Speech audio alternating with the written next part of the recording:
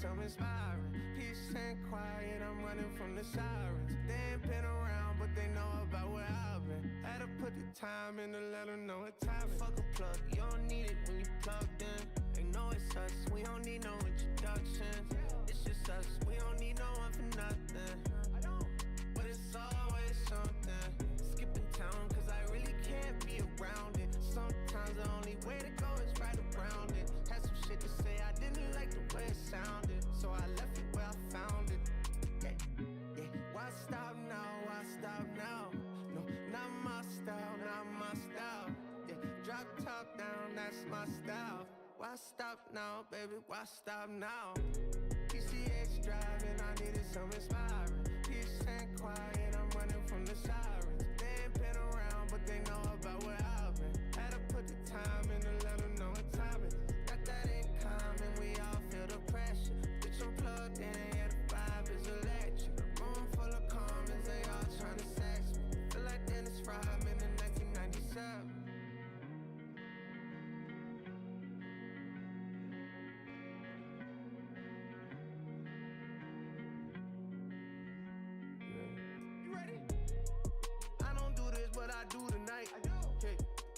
Pussy like it's food tonight. Yeah. They don't love me, but it's cool tonight. I like to keep it loose, but keep the moves tight. You was right, running numbers up, I'm shooting dice. Fuck a suit and tie, I'm loosey goosey, but the moves are tight. Louis slippers never slipping, I just let it slide. I was on your side till you group me with these other guys. Hand on the blunt, I ain't done. Here come the sun, hair up in a bun. Yeah. And I like what I see, she a freak. Said she only really do this shit for me, that's her cap. PCH driving, I needed some inspiring. Peace and quiet, I'm running from the sirens. They ain't been around, but they know about where I've been. Had to put the time in to let them know what time it is. Got that in common, we all feel the pressure. Bitch, I'm plugged in, yeah, the vibe is electric. Room full of comments, they all trying to sex me. Feel like Dennis Rodman in 1990. And it's all good blood, all good blood, all good blood. I spilled all good blood. It's all good blood. It's all good blood, all good blood, all good blood, all good blood. I spilled all good blood. It's all good blood. And it's all good blood, all good blood, all good blood. I spilled all good blood. It's all good blood. It's all good blood, all good blood, all good blood, all good blood. I spilled all good blood. It's all good blood. It's all good blood.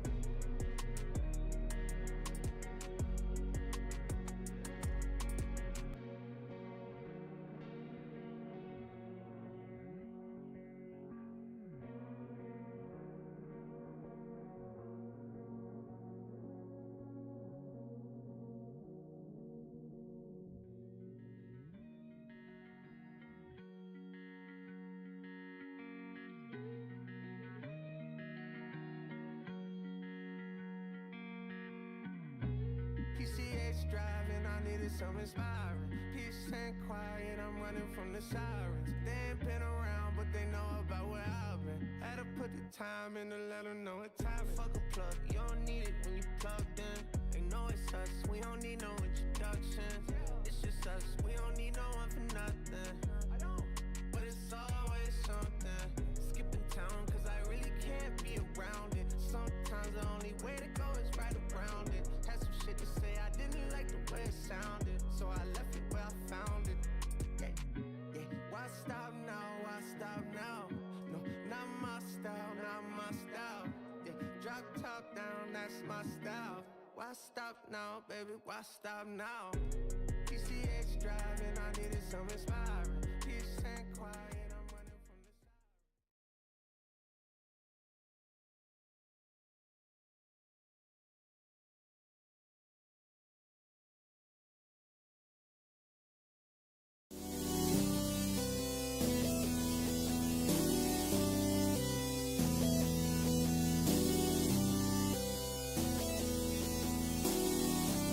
Hey, pipe up, Hood Rich.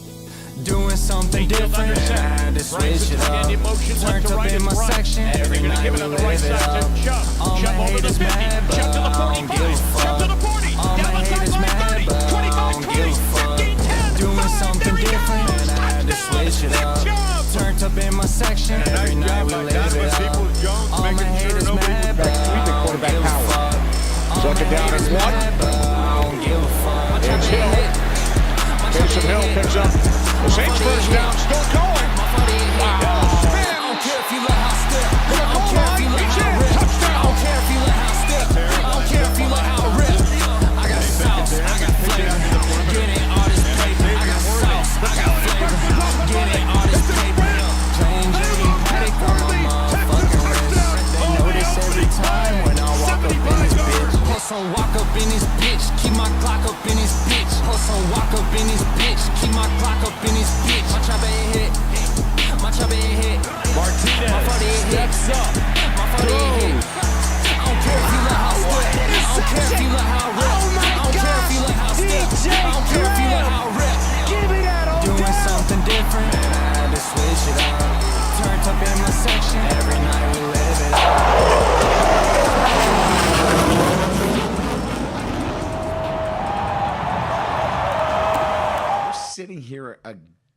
We're sitting here again talking about the same things.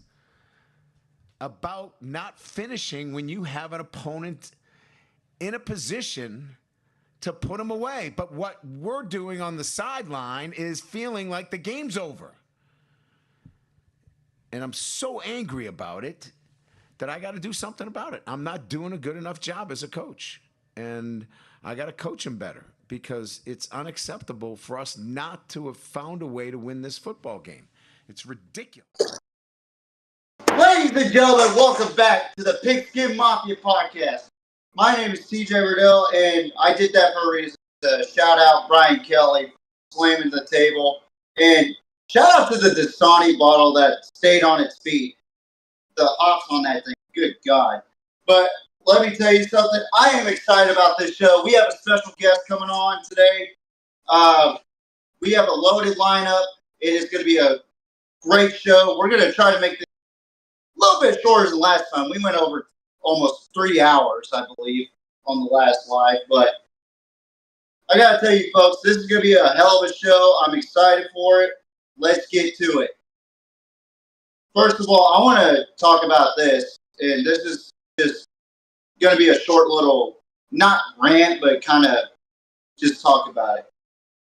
Brandon Ayuk and the San Francisco 49ers have agreed to a 4-year, $120 million extension with a $76 million guarantee deal with a $47 million to be paid before April 1st, 2025. Okay? And that is from Jeremy Fowler from ESPN, and that makes Brandon Ayuk the fifth highest wide receiver in the NFL with an average annual of $30 million. I got to say this right now. The whole situation with the whole Ayuk and 49ers front office was just really wonky. It's not the same thing as CeeDee Lamb and Jerry Jones, where Jerry Jones kind of cowered. Like I said last week, I thought Jerry Jones was a coward. John Lynch seemed a little frustrated through the whole process. Ayuk seemed a little frustrated towards the end, as you have seen it over the last month of this process. It just seemed weird that yesterday Trent Williams got his bag, and now Ayuk got his bag. And I gotta tell you, I think this was a decent deal. I'm not real keen on finances as far as NFL goes, and I'm sure my guest that's about to come on soon will talk more about that. But however, owners, GMs, here's my problem with you guys. You guys cower to the players more than ever. Jamar Chase, almost 2 years left in his contract, and he's already asking for negotiation. He's not. I don't know what's truly going on with Jamar. I think he's gonna play. I think they're gonna give him the bag. That's just me.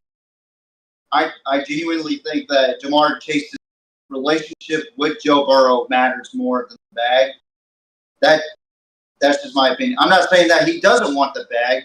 I'm just saying that he has a true relationship with his quarterback, and it's honestly kind of rare to see nowadays with Burrow and Chase. And honestly, if Justin Jefferson was there, Justin Jefferson would be doing the same thing with Joe Burrow, because those are boys. We haven't seen that type of feel in a long time, since the Brady era, the Manning era, the Breeze era. Like, you didn't have a full unity. You just have a band of mercenaries nowadays. I feel like the 49ers are a band of brothers, but there's one thing missing, and that's just that Super Bowl. So I think that GMs and owners need to play hardball more. And shout out to Coach JB and his show. And I think he's right about this. They need to play more hardball with these guys. Stop catering to these guys that are wanting the bag early. And I'm going to be honest. Dallas, if I'm you. Jerry Jones, if I'm you. Just get rid of Micah Parsons at the end of the season. Because all he's going to do is what we're doing. And I call myself a professional fan first. I'm no casual. I think I know what I'm talking about. But Micah is only good for 8 games, and then he runs out of gas. Why? Because he's focused on other people's opinions. Thinks he could jump on Bleacher Report, and I'm going to be honest, I'm jealous of that. I wish I had Bleacher Report. But anyway, he's not focused on his priority, and his priority is to play the game. So I'm still going to say it. Jerry Jones is a coward, because he's going to cater to these guys. He's been known to do that. And that just really, I'm not mad. I'm just like kind of over it, So, anywho, we got a special guest here on the PMP. This is probably the biggest guest since Boobie Miles came on, okay? And Boobie Miles came on twice. Now, this guest, I believe, trumps that. This guest, he is a producer for the Coach JB show with Big Smitty. He is the co-host and producer. Shout out to the guy right here. Matt McChesney show, 0 to 60 podcast. If you're into Colorado or Denver Broncos, check it out, because you're going to love Matt McChesney, former NFL player, 6-year vet. And I got to tell you, without this guy, without a guy like J-Mo, I wouldn't have this platform the way I have it right now. And this guy right here amplifies everything that the Coach JB show is about, and also what 0 to 60 is about. I think, honestly, he improved both shows, even though both of them are really funny characters and great personalities for this platform. But without the backbone of the show, which is the backstage area, the producing side, you wouldn't have a damn good show. That's just my opinion. So, ladies and gentlemen, we have the producer of Coach JB Show with Big Smitty, the producer, co-host of 0 to 60 podcast, and the host of the Bailey Price Media Show. Ladies and gentlemen, Mr. Bailey Price.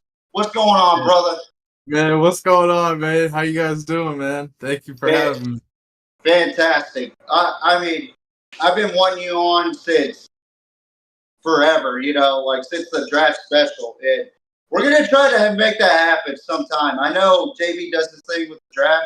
Maybe we could intertwine each other at some point, but I gotta tell you, I'm real excited to have you on. And first of all, I gotta ask, how in the hell did you meet JB?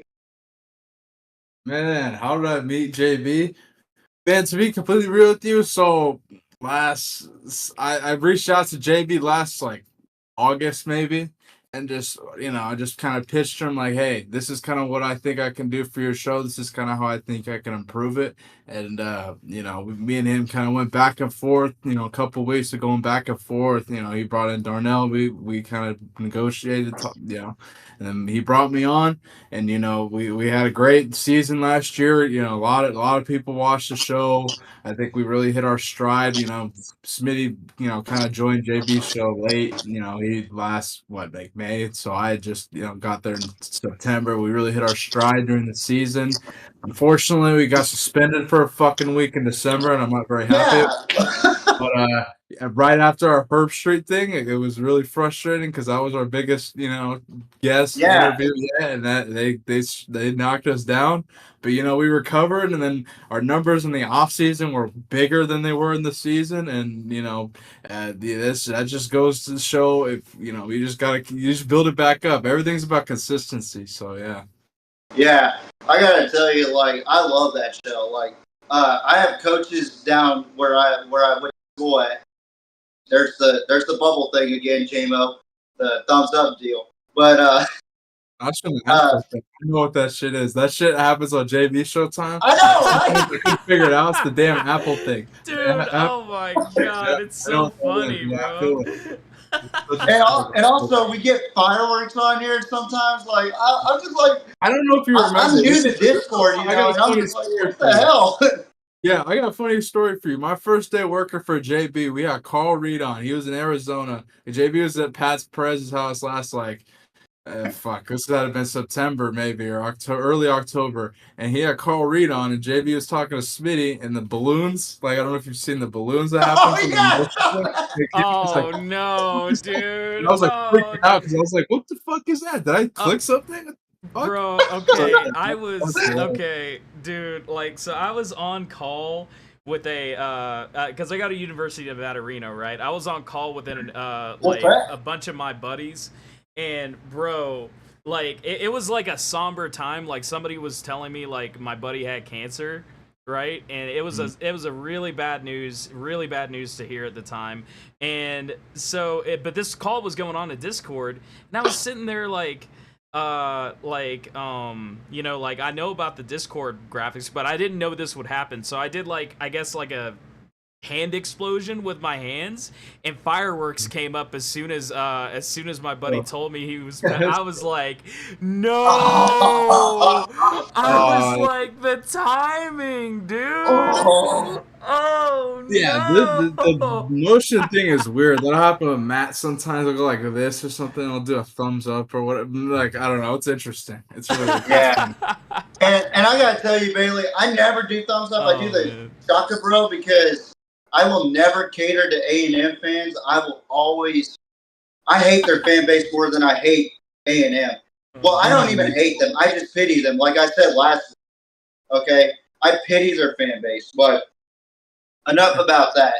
So when you produce the Coach JB show and 0 to 60, what's it like working with Matt and JB and Smitty, and also with the various guests like Steve Kim, Jeff Nadu, your common guests, and then bring on big names like Kirk Herbstreit, Joel Klatt, Brian Urlacher, who was one of my favorite linebackers besides Ray Lewis at the time. Mm-hmm. I thought he defined what a middle linebacker really was back then. But what's it like bringing on guests and actually working with JB and Matt and all these different guys? And I'm pretty sure they have different characteristics of how they work. JB may be militant, where Matt is more relaxed. Smitty's more Smitty. Shout out to it's interesting. Yeah, so I'll start off with working with JB versus, working with Matt. It's different. There's differences for sure. Just in timing wise, just in everything, right? JB personality wise, JB, he's exactly who you expect. That is authentic. folks. Yeah, Like, he don't. like He's genuine. I've gotten a chance to chat it up with JB a couple of times. Mhm. That's JB. I mean, not like seriously chat and call each other, but I've called in on the show a couple of times. Right. For those that don't know, and have paid donations, so you're welcome. Like, we appreciate it. We appreciate it all, brother. Like, no, I just love the show. Honestly, I think it's a great show. I think we need more sports shows like that. Like, being free thinking and talk about real life situations. Yeah. And I tried to bring much into that, but this is a football show. And I know more about football than life, so. Which sounds sad.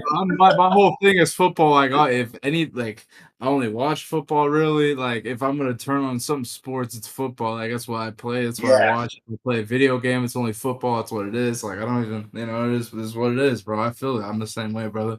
In terms of working with JB and Matt, I'm trying to think like of their personalities. Like, Matt will come in to some shows like maybe he had not a good day or whatever, kind of how he is on JB's show where he has like different moods, but once it gets on camera, like you dial in real quick, and Matt and I have kind of hit a groove. We just started maybe a month and a half.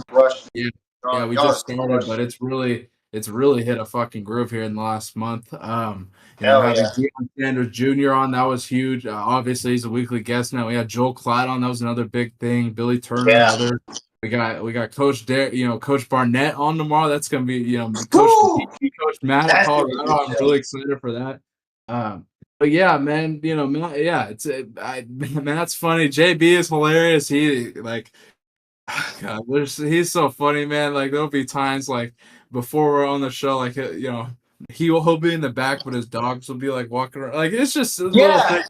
Like it's funny with working with him, man. But I'm blessed to have worked with both. Both have given me an opportunity. I can't thank them enough. JB believed in me from the beginning when I was just kind of fresh in this shit. You know what I'm saying? I mean, I used to play college football, so to me, to even end up in this, I would have never predicted this 4 years ago, right? But yeah, man, it's a blessing. Yeah, like I see some coaches down here like JB. Like we have one in Corpus. His name, he goes by Justin Evans. Like that's his name, and he's coaching a school called Roy Miller down here, and they're becoming the best team in Corpus Christi. When he took over, they were like the shittiest team in Corpus. They're basically what you find in the inner city, like in the South Sides or the Comptons. I'm not comparing Corpus to Compton because that's a whole different ball game. JB would be like, motherfucker, there ain't nothing like Compton. But on a serious note, you find guys like that, and you just admire that. When I saw JB's Netflix, and I will never talk to him about Netflix. That's one thing I will say. I will never talk to them about Netflix because of the fact that they edit. I gotta tell you, they did our boy JB dirty. They did a lot of people dirty on that show. Like Malik, even the EMCC guys, Laney, they only had one season on there. I didn't really like the Laney coach. I thought he was too soft, in my opinion. But they're definitely different personalities as head coaches. I don't know if I've ever had a coach like the Laney coach. That's a little bit of a different approach, but he got results. Shit, he won state championships. Yeah, that's one thing. He got results. It's different strategies, but it worked. Same with the cat at EMCC. That cat had results too. So that is. He had dogs on there. Like I believe he had LeGarrette Blount too, didn't he? Yeah, LeGarrette Blount, Jerron Reed on the Seahawks. Yeah. This is a Buddy lot. Stevens. Yeah. It was so funny. Like it's not what he would say was funny. Like JB, like a lot of the shit that he said on Netflix was funny. but his mannerisms were funny to me. Like whenever he packed that chewing tobacco in, oh Nice. god damn, you find that in a bumfuck town like Moody, Texas. God damn. Yeah, that's Town of 1,400 people. old You're fashioned. Mississippi. Yeah. That's it for he'll do that. He's still like that. Yep, that's what it is, man. So let's talk about a little bit about you, man. What was the highest level that you played in sports? It was it high school? Did you go to college at all? As far as that, could you kind of elaborate on that? Yeah, so man, I played offensive line in high school. You know, I was like a 2-star prospect. Had a couple different offers. My senior year was like the COVID year, so I only played 4 games my senior year, and I didn't really play in any of them because by that time I was already signed. I had signed to Eastern Washington University, but Cooper Cup played there. You know, I played there briefly for my freshman year. I made a decision to stop playing and just kind of chase life and stuff. And at 19, Yeah. I moved across the country. I had grown up. I'm from Seattle, Washington. I grew up, in Seattle, Washington. Went to high school, Woodinville High School in Washington. But after I stopped playing my freshman year, I decided it was either enter the portal or do something else. And I was like, I just said fuck it. I took a leap of faith in life. Moved out to Tennessee. I had a buddy out here at the time. I moved out here, and just decided to take leap of faith in life. You learn a lot being like moving across the country, being young by yourself, but you figure it out. I eventually started personal training out here. Fully certified. I've been doing that a long time, and then I started working for Coach JB. That kind of really took off, and yeah, now it's working with Matt. Started working with Matt McChesney last July. On top of working with JB, started my own channel and stuff, and we're just trying to grow this thing here. Yeah, man. I'm really intrigued to see how you grow and progress as a guy in sports media now. Like, we only have 64 subscribers, so we're just professional fans so far. That's the way I see it, because I will never be delusional and say that Texas wins the national championship on a consistent basis. I'll actually give critiques about my team. No, I appreciate that. Yeah. You'll see in the past videos where I have been critiquing my team, and it's always fair to critique others, but if you don't critique your own, you're a hypocrite, in my opinion. Yeah, and that's why I'm so hard on Texas more than I am on, say, fucking Oregon right now, and Florida State, which we'll get into that shortly. But thank you, Texas.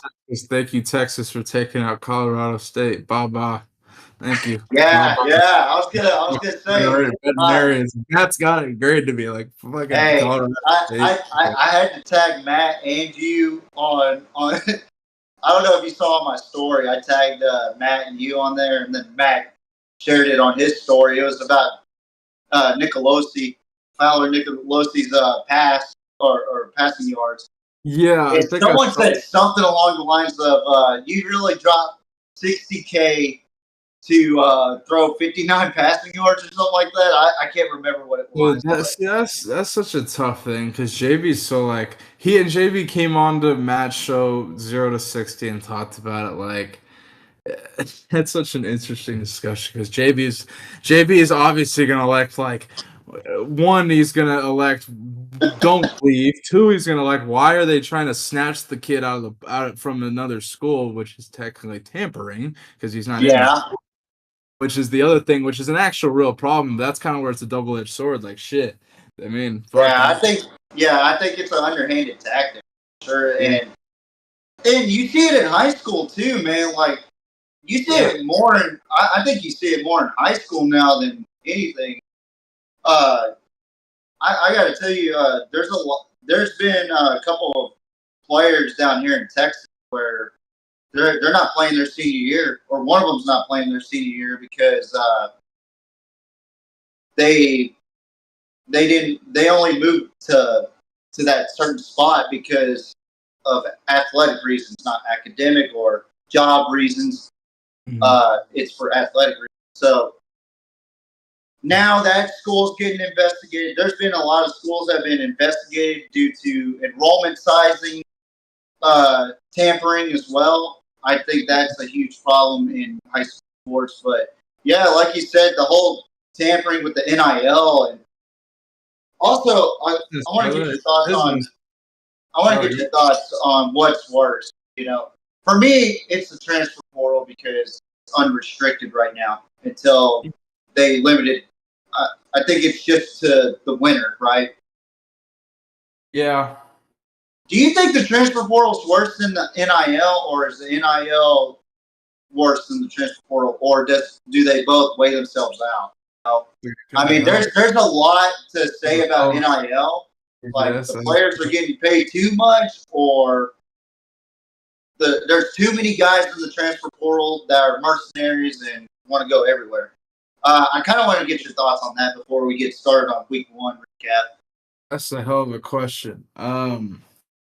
Look, like I'm not opposed to players getting paid. Like, goddamn. Yeah, me neither. I'm all about like get your bread, dog. Like, the one thing about football ain't forever, and I think that when you're at that age, I can tell you firsthand, you'll never think it ends, bro.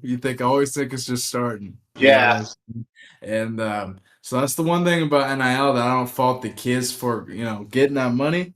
You know what I'm saying? Because I've talked to my certain friends that I know, certain guys that I used to play with that they're like, hey, if I enter the transfer portal, it's like I get $225K. Like it's what it is, bro. Like this is the really.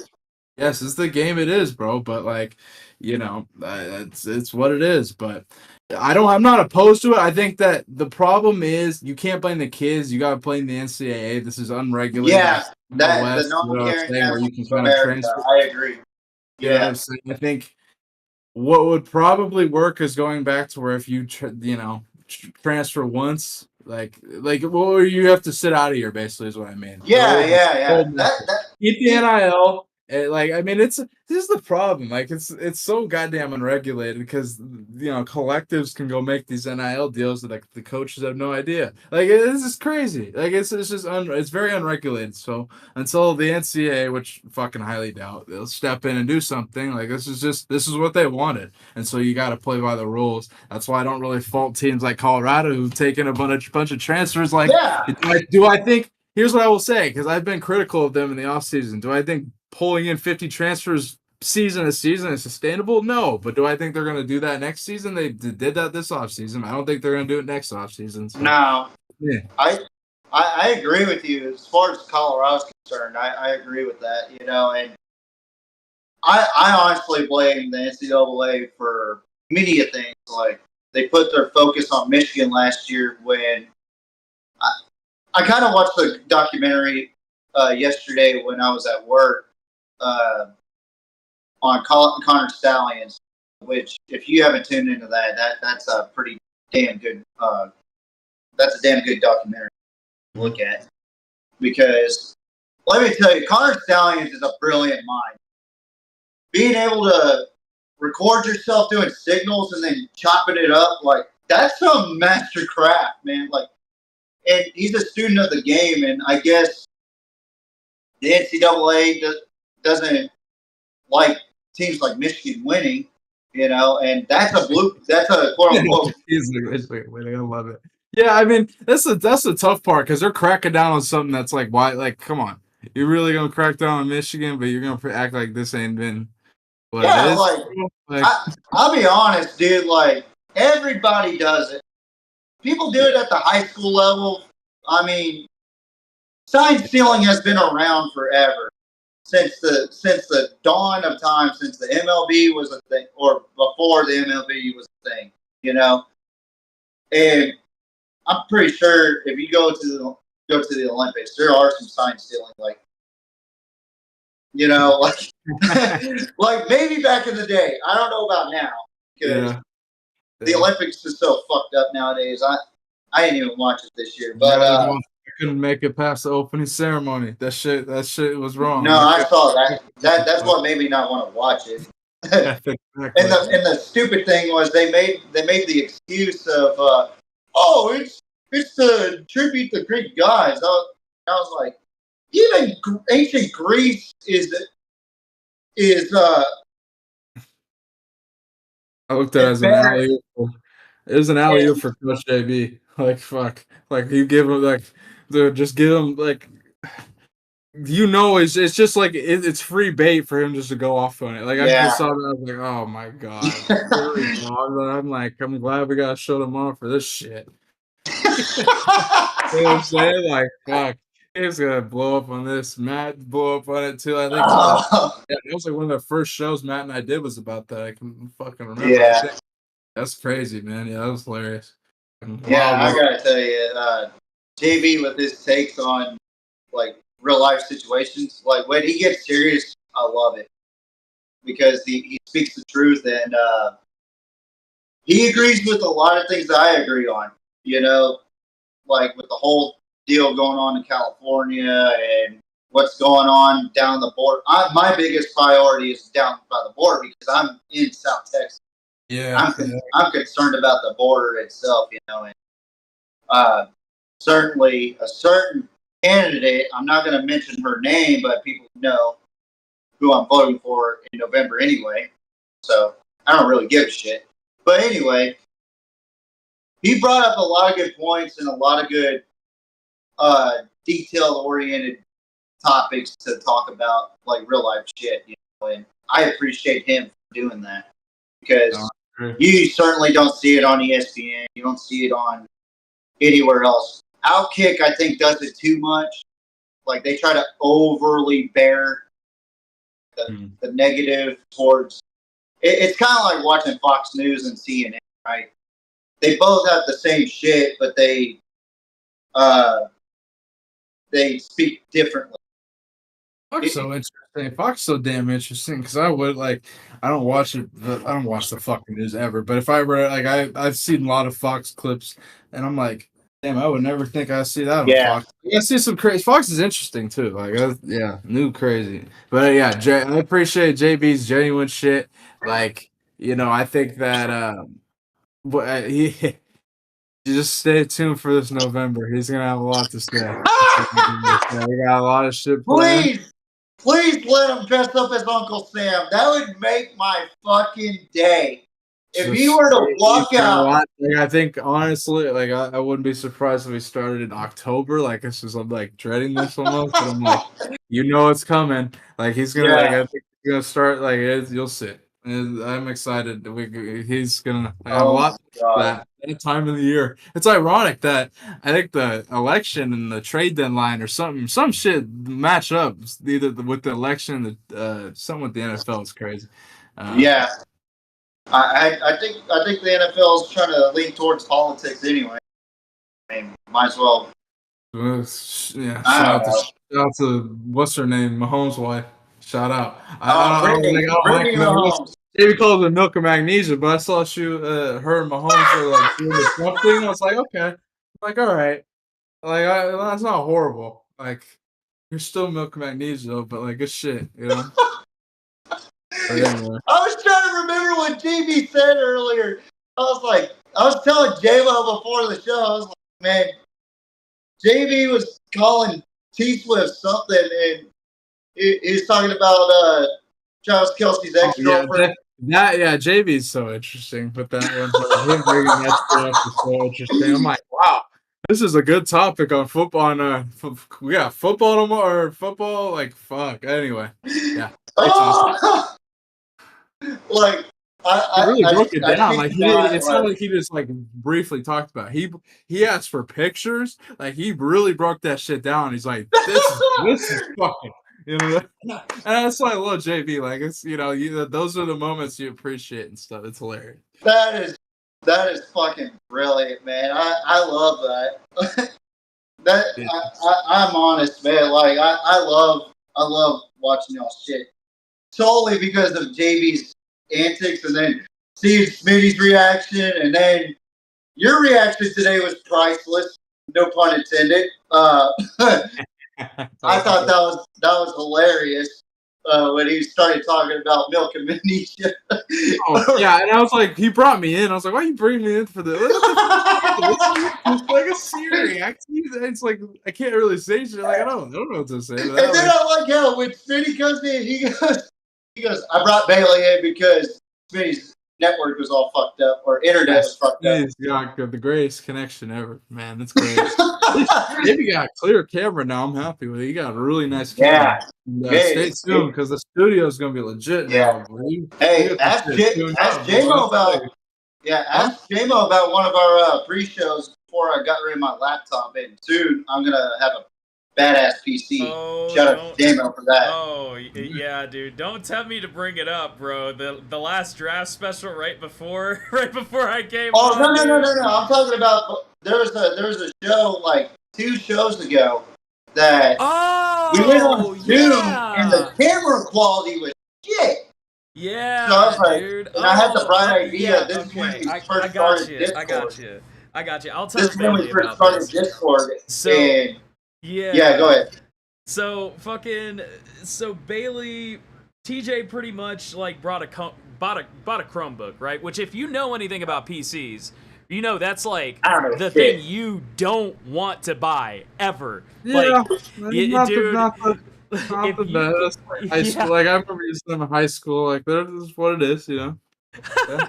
Dude, like it's literally the worst kind of PC. I would like use a Windows 95 over a Chromebook.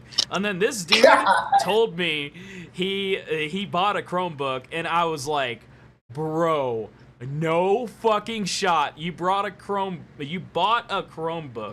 without coming to me first, because I would have told you shit. Like, and I was like the dumbass. I was like the dumbass middle child going, bro, yeah, how about that? Your camera looked like a damn Jackson Pollock painting. Like, it looked you gotta bad. listen to your producer. You gotta listen to your producer, TJ. Come on, man. Yeah, dude, thank you. See, baby, finally someone who gets it, man. Dude, I swear, Bailey. Oh man, dude, this guy literally. Have you seen Starry Night by Vincent Van Gogh? The painting, you know, like they introduced to us in elementary school. That's what his camera looked like. Like his face looked like it was painted by Vincent Van Gogh. I was like, dude, I don't want to see that. Like, oh my god, bro. And the kicker is, Van Gogh, but like, oh my god, it was. And the kicker is, I couldn't find my camera anywhere. I was like, yeah. Fuck, I think I fucking accidentally threw it away. Fuck, because I was digging through my shit here, my little office desk that I got, and I thought I threw it away, you know, and I was like, man, I'm gonna have to go the phone route. And then what we ended up doing was using the Chromebook as audio, using the phone as camera. Now it's just the phone as now both, it's just you know? phone for both. Yeah, I'm building him. The phone's fine. It always usually works. Dude. Like what's crazy is the cameras are so damn clear on the fucking phone. Yeah, like, on iPhones, they're awesome. Yeah. Shout out to Apple. If you have an Android, I'm sorry, but bro, so let me tell you what TJ's getting though, right? If you know anything about computers, you're gonna want to hold on to your chair. He's getting a 9900K. He's getting a 2080 GPU, which is a top of the line, but still 2080 is pretty nice. He's getting some DDR4 RAM, which is that's just what works with a 9900. And then he's getting like he's not getting that much memory, but he's getting a lot of storage. So, yeah, about 500 gigabytes. I think either a terabyte or 500 gigabytes of storage. And then he's getting an 850 power supply, which is pretty nice. So I'm building him a tower right now, which is fucking sick. So, nice. And dude, he ain't ready for this. This tower is gonna be a fucking beast, dude. This is my old gear, so I'm giving this to him. So hopefully it does the trick. So, shout out to HSM72 for even allowing us to be part of Squadron, you know. That's where we know each other was HSM 72. Yeah. That's where we were military. Jacksonville, Florida, baby, 904. Yes, sir. Right there on NAS Jacks. Yes, sir. Yeah. Absolutely. Right on the water, dude. Right on that breath of water. Bro, Bailey, we had a fucking aircraft crash in that river Oh yeah, I remember that. Yeah. Yeah, like nobody died, but the pets died. It was crazy, dude. Like, See some crazy shit. It was like whenever I was on the verge of getting out, like I was on my way out and getting all my paperwork signed to basically say I'm getting the fuck out of the Navy so I can go back home to Texas. So somebody from my shop texted saying that there's no flights today, but we have to be there because I was an aircrew survival equipment man. I made sure that my pilots were filled up for air. The radios were synced. I'm not going to tell you how because it's secret. Their comms were good. Their helmets were good. Their life preservers were good. Everything on their personal equipment. And then on the aircraft side, you got your search and rescue equipment that we would take care of. Like we had 360-day inspections on, which fucking sucked. Never want to do any of that work again. But yeah, so all we did was inspections. We didn't have a whole lot of inspections. So I was like, I want to see what this plane look out there. And the fucking nose of the plane's like this fucking deep in there, in that river. And they said that there was a lot of pets that died, like dogs, cats.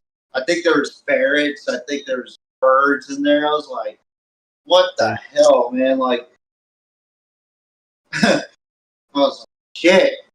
My fucking dog didn't die there, even though I didn't have a dog, but now I got one. But anyway, we're gonna move on to Week 1 college football recap.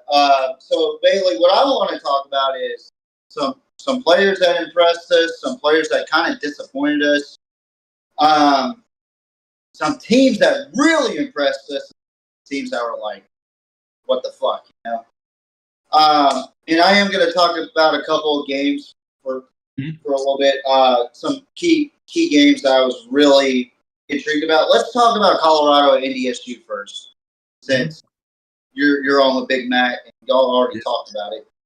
Yeah. In my honest opinion, I think there's some kinks that need to be worked on the defensive side, but I think they have a lot of room to grow. Offensively, they look a lot better than last season on the offensive line. One thing I will say is I think Colorado needs to establish the run more, especially with who they got next or this week and next week. I think that Shador looks a lot better with his footing. His throwing mechanics look vastly improved from last season, even though he was still a pretty good quarterback last season. I think his footing looks a lot better. I think he looks more comfortable because he's not worried about getting sacked as much.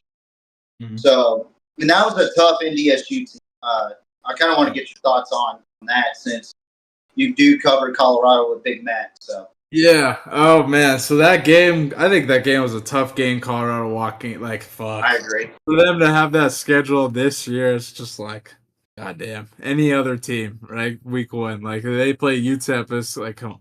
It's a little bit like Nebraska play UTEP for it. Like that's what I'm saying. But no, that game, I think so. We saw Shador obviously do exactly like he's a baller, bro. That's what it is. He is a baller. He's got 5 weapons. I mean.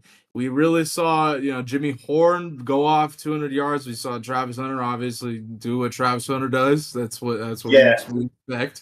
We didn't see too much from Will Shepard, the Vanderbilt transfer, LeJontay Wester, the FAU transfer. I mean, we saw a couple catches from them.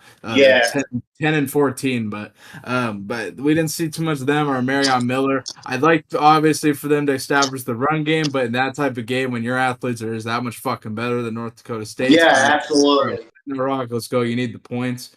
Especially when you're down that game. I mean, they were down that game a lot, so you gotta score there. You should be winning. Like, I hate North Dakota State's gonna play you tough, but the world's expectations are on Colorado, so obviously they're gonna try to push the points. That's why you saw Shador try to fucking throw it deep and some dumbass shit in the end of the game. Why fucking that was stupid.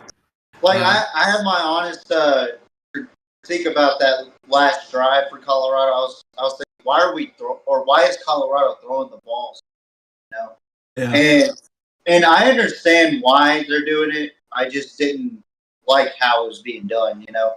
But it was honestly a great win. I had them winning 34-27. They came out 31-26.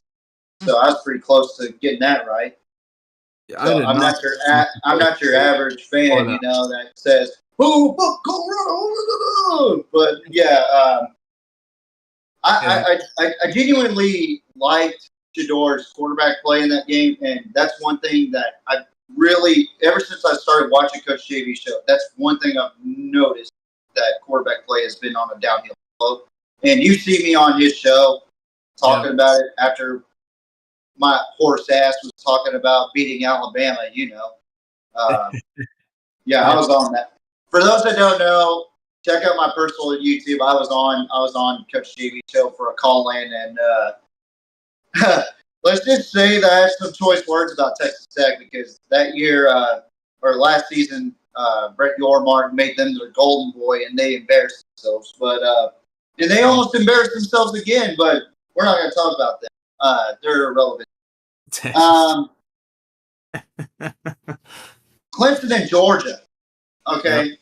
I actually thought this was going to be a closer game. I still had Georgia winning 35-24, but that was not the case at all. First half looked ugly for both Georgia and Clemson. Then Georgia picked up from where they left off last season with Florida State, and absolutely taxed that ass 34-3. They scored 28-3 in the second half.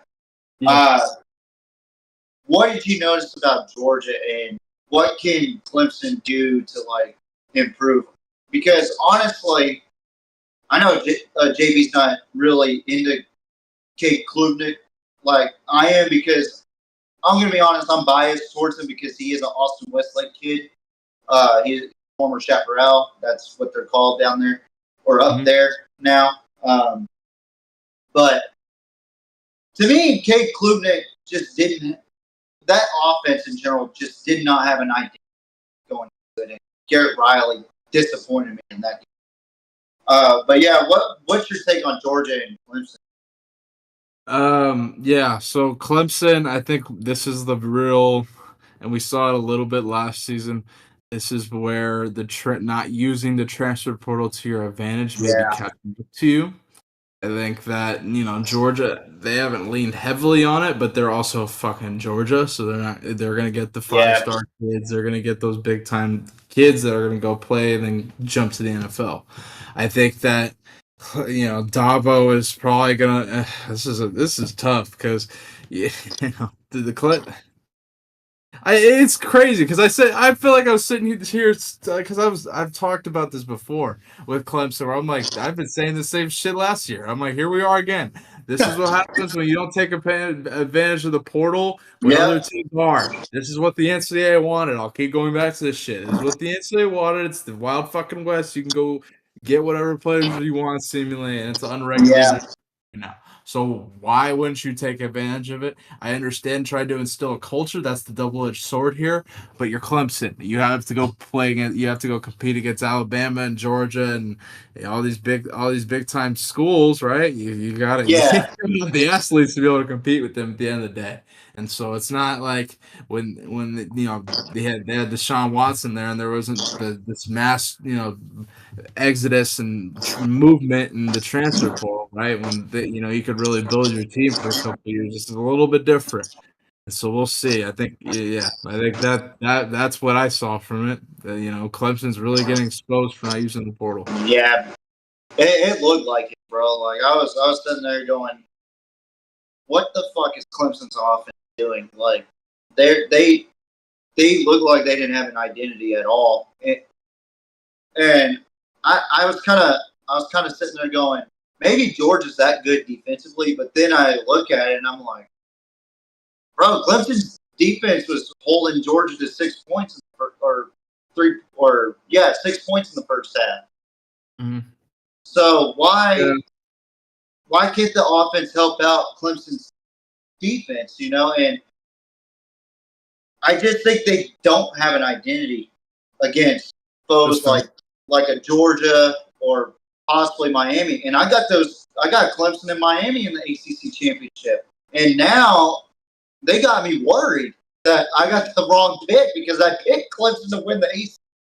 Because I honestly think the ACC is below average compared to the Big 12.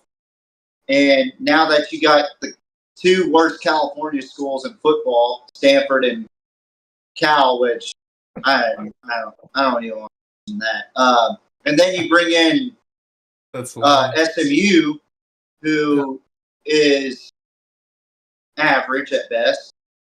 Like, I think that those were desperate moves by the ACC. I think they should just left it alone. Let Stanford and Cal fend for themselves with Oregon State and Washington State. And SMU try to get into a bigger conference like the Big 12 because, we lost Bailey for a sec. Oh, there he goes. There he goes. I don't know what the fuck. I didn't touch shit, but we good. We good now. Nah, you're good. Yeah, we good. Dude, I know that feeling. Sometimes Discord has a mind of its own, brother. Yeah. New audio though. Internet or whatever. But back to what I was saying. I'm not really high on the ACC.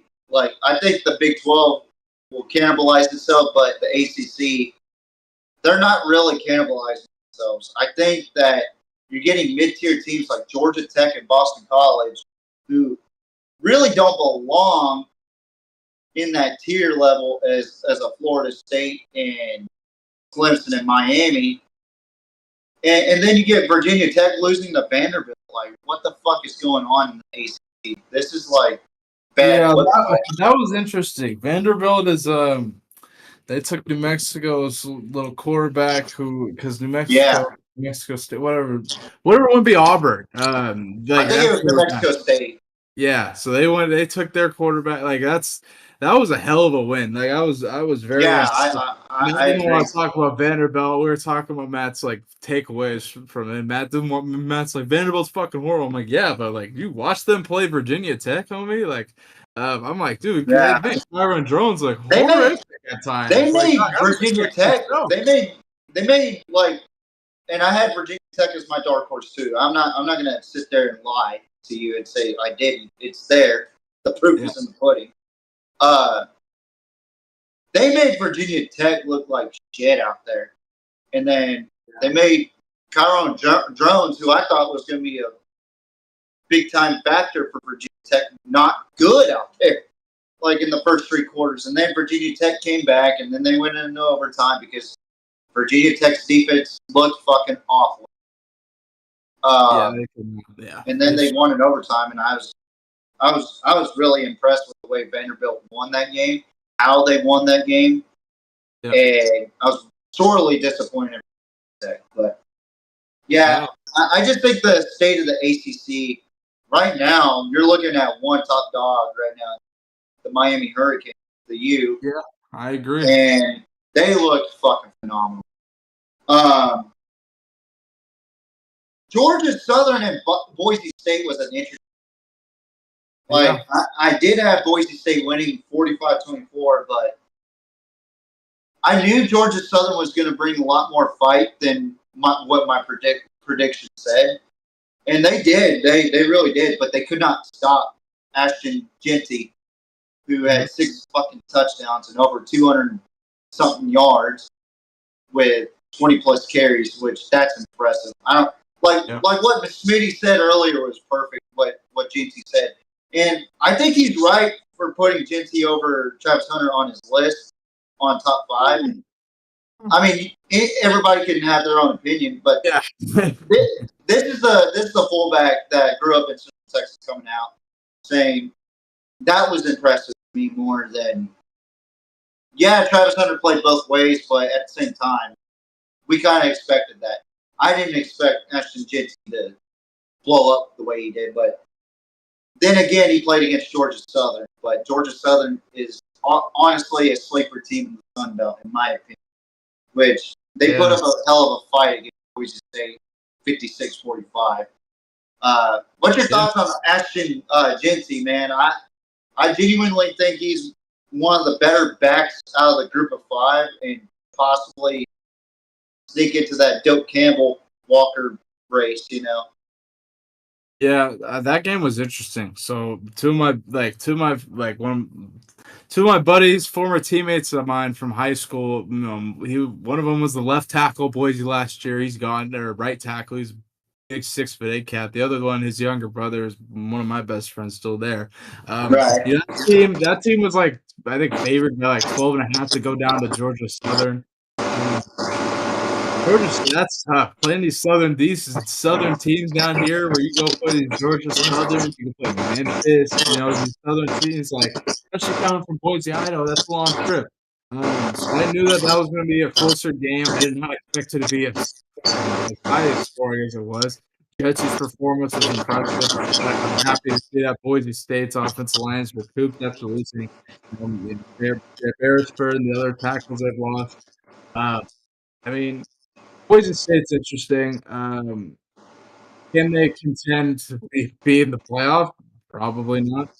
Can that kid go and have a miracle run at potentially, some of these awards? Fuck yeah. That's what it is. Yeah, That's all I got to say on that. just give the fucking rock to Ashton Ginty and we'll find it. Yeah. But this game, I was like, I hate this matchup because I hate Notre Dame and I don't hate it. I pity A&M. Let's keep it real.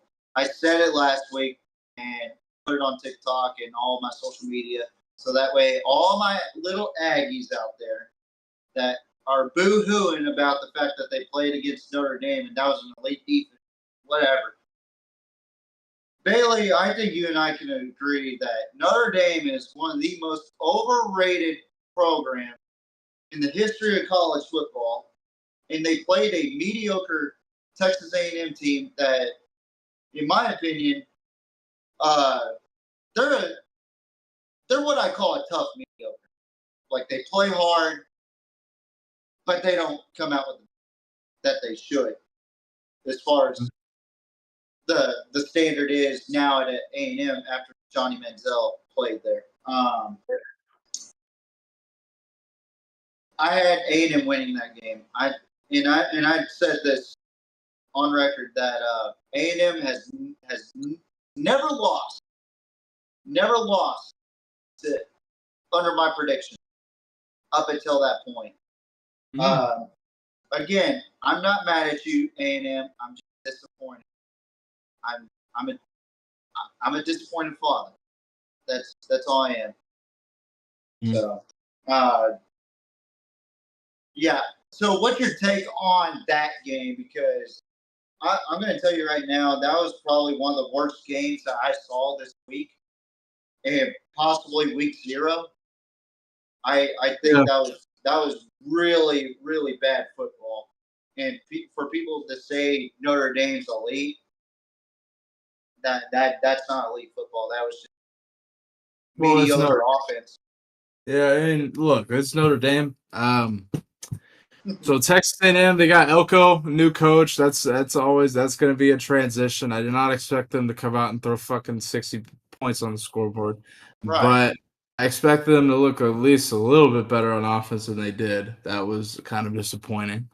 But I didn't expect I didn't expect that much of an I bet the under. I didn't expect that much of a fucking under. I was pleasantly surprised, happy, but surprised at the same time. All right, Notre Dame won, but are we really gonna congratulate them for that? You know what I'm saying? And then Marcus that Freeman wasn't worthy of a congratulations, in my opinion.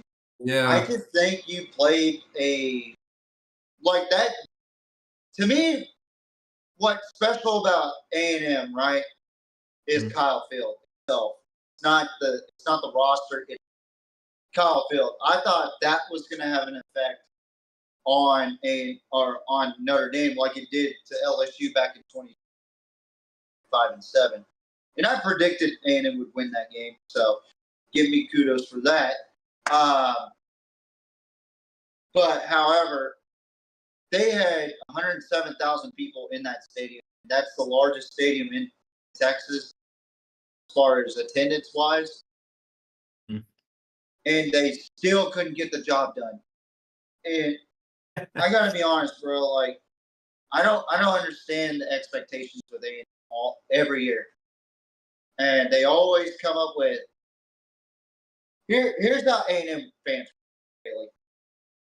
They come up to you, talk shit to you, saying that, and talking about Texas, they'll come up to you and say, "Fucking TU, you're gonna do nothing." They call us TU because of University of Tennessee, which is fine. I don't give a shit. I call us Texas. I don't. That's right. The real UT is here. Sorry, hate to break it to you. Here we go. Here, Now and you start talking shit about Texas. That shit. I didn't even go there, but I support it. Yeah. Anyway. No. It's all love, but I'm fine with being called Texas because that is our brand, honestly. And we're known as UT also, but on this side, it's not on Southeastern Conference. So we got to get used to either beating Tennessee's ass or just learning how to call them UT instead of the real TU, you know. But anyway, here's how A&M fans work. Like, especially alumni. They'll talk shit about your program and whatnot, and I'm like, all right, when was the last time you won a conference championship? 98 with that win, who is a Rockport native here in Rockport. And when was the last time you won a national championship? Hang on, let me dust off the cobwebs. 1939, right? Here's what they'll do. This is alumni from A&M, and I haven't seen it from any other alumni from any university, which I probably haven't been around much alumni from different universities. But A&M alumni like to pull out well, did you go to school at Texas? Because why are you saying we and us? You didn't go to school at Texas. And I go, well, because I'm a fan. So you're a T-shirt fan. Yeah, you're a T-shirt fan too, stupid ass. Did you buy the merchandise? Yeah, you did. So, yeah, I think A&M fans are the most delusional fan base in college football. I had them up there in college sports. Just above the Cowboys at one point. And I'm a Cowboys fan. Well, dude, there's a lot of fan. I think, yeah. Like, I'm telling you, Bailey, like, if you ever get a chance to talk shit to A&M fans, they are some of the most repulsive people on Twitter or X or whatever people like to call it. Another fan base that really, I honestly have more bad interactions with A&M fans, like unrealistic conversations with A&M than anybody. I have more real conversations with OU fans because we have mutual respect. So here's the thing. Us Texas fans, we view A&M like Colorado State to Colorado. Yeah. We don't care about you guys. We haven't played y'all in 12 years, and the last time we played y'all, we won that fucking game in Kyle Field. And now you're inviting us back to University of Texas at College Station. They'll love that one. But yeah, I don't know, man. They are like the Colorado State boys. Bob, the Matt talks about series of Colorado State, boy. Oh, I can't wait for that game. Fuck, I'm so glad football's back, dog. Yeah, I love it, man. I've been itching. I've been itching, man. I've been fiending. But so Notre Dame gets the dub against A&M. Right. So this is the last game I'm going to talk about, or two more games to talk about. USC and LSU. I thought this was the best game, in my opinion, throughout the entire schedule. I thought this was the best game for the PMP. Even though I had A&M and Notre Dame or Clemson and Georgia as the game of the week. And I got to say, I was really impressed with both quarterbacks. I didn't think Garrett Nussmeier was going to be a better quarterback than I thought. Or I didn't think he was going to be that great, to be honest. I thought he was going to struggle. But, boy, it was beautiful quarterback play by both quarterbacks. Yep. I thought it was a well-coached game by both coaches. I just think that LSU scored too early, which gave enough time for Miller. And I knew Miller Moss was going to drive down the field. I didn't think they were going to score the touchdown, but I knew he was going to drive down the field and win the game for USC. Yeah. I was really impressed by both quarterbacks. And then what really impressed me was the receiving core for USC and USC's defense. Yep. And also the balanced run game for USC with running multiple running backs, man. And running by committee is what I love most, especially if you run like a spread offense or a pistol offense. I'm a pistol guy. Like, I love the pistol offense. But running by committee is, like, one of my biggest – like, if you're going to run those offenses, I think you need to rest your guys, like, every 3 runs. That's just my opinion. JB could probably say otherwise. He's actually coached the game, whereas I look at it as a fan and as a player, you know. And I played fullback in a wing T offense, so I can't really say much. So that's pretty legendary, though. Wing T. That's not a bad gig. Fullback in the wing T now. Yeah, nice. Yeah. One wide receiver, like a wing back on this side with the tight end, tailback on my. We ran the Odessa Permian wing team, bro. Like, that's old school right there. And hell yeah. And I not to toot my own horn, I was a damn good fullback. Man. And I would love to play fullback, man. That's awesome, dude. It is one of my favorite. It might be my most favorite position of all time. I hated playing corner for Ingleside, but I was really good on the press. But I just didn't have the speed for it, you know. Yeah. I hated inside receiver because I hate receiver. Yeah. But I was a middle linebacker and fullback guy, man. I really was. But back to USC and LSU, what was your take on that? I thought that was by far my favorite game out of the entire season. So that game, to be honest, was one of my most frustrating games to watch. I was really pissed at LSU because I don't understand how you yeah, that's great. Like, how do you lose to USC? That's what I don't understand. You're an SEC. You can't drop that game week 1. You can't. That was a tough blow for LSU because I'm like, damn.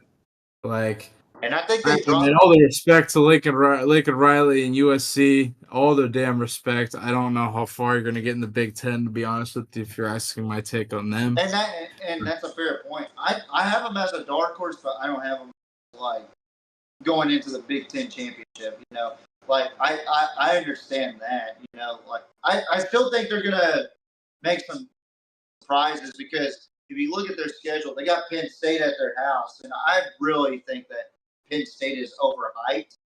I don't think they're overrated. They're overhyped. You know what I mean? Like, they're still a good ball club. Like, they proved it against West Virginia. Do you ever? I don't even want to talk about West Virginia. West Virginia. I bet against. Don't buy into the McAfee hype train, man. Pat McAfee is actually like West Virginia is the next Colorado. I'm like, oh shit! And then I look and the Penn State line's like 7.5 points. I'm like, all right, yeah, come on. Yeah, let's not buy into fucking stupid shit here. I should have taken that line. Like, West Virginia played about as good as my fucking hairline is right now. And you probably see my hairline, Bailey. It is bad. Okay. God damn. So that was a burden on West Virginia and myself. I can do that. It's funny to me, but God damn. So yeah, West Virginia played that bad, bro. Like I was expecting more out of that defense, and I was expecting a lot more out of that offense out of West Virginia. And it looked like their first drive they were gonna pick it up, but god damn, dude, go for the fucking field goal. Like, holy shit, Neil Brown, go for the field goal. You're killing these See, are killing me. I'm not on the. I don't agree with you that Penn State is overrated. I think that they're Yeah, I don't think so. very. My thing is, Bailey, I don't think they're overrated. I just think they're overhyped. Like saying they're going to be in the Big Ten championship every year. Well, Because yeah, you got that's the Michigan and tough Ohio part. State. They're a really, really, really tough conference, and if you think about it, Penn State could have made if it was a 12-team playoff, how many times would Penn State have been in that motherfucking playoff for the last 5 Yeah, that's a fair point. So they're James Franklin has got them like they're legit every year. like They're gonna lose to Michigan yeah. and Ohio State, but they're legit every year. So I don't knock them. I think that traveling across the country to USC, are they on the road for that game? Yeah, they're on the road to the Coliseum. So yeah, I think it's tough gonna for be them. Traveling wise, but I would still take Penn State. Like, I don't know. I believe in James Franklin more than I do. That's my deal. That's my deal too, Bailey. Like, I love Penn State. Like, not saying I condone Sandusky or Joe Paterno's actions. Just to clarify that, nobody does here on the PMP.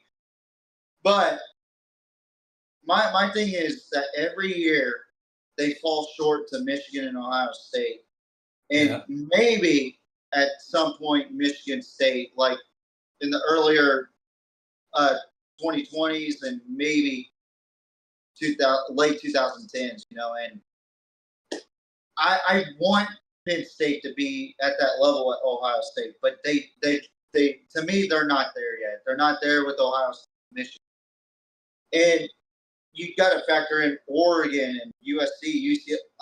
I'm not going to say UCLA now because of the way they performed against Hawaii was god awful.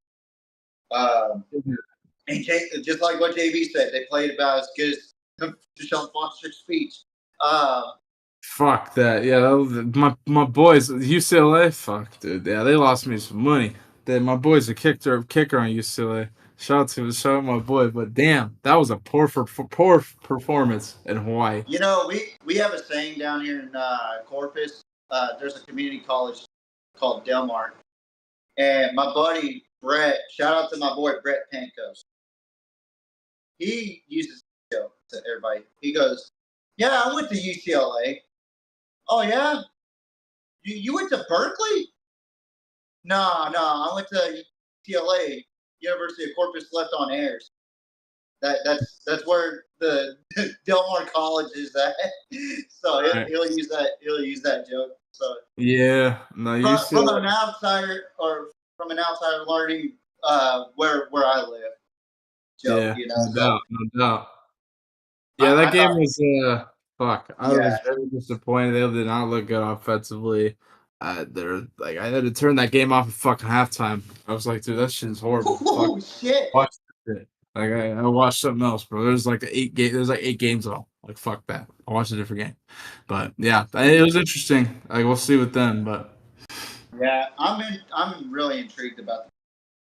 But final game, we're gonna talk about a fucking another ACC matchup.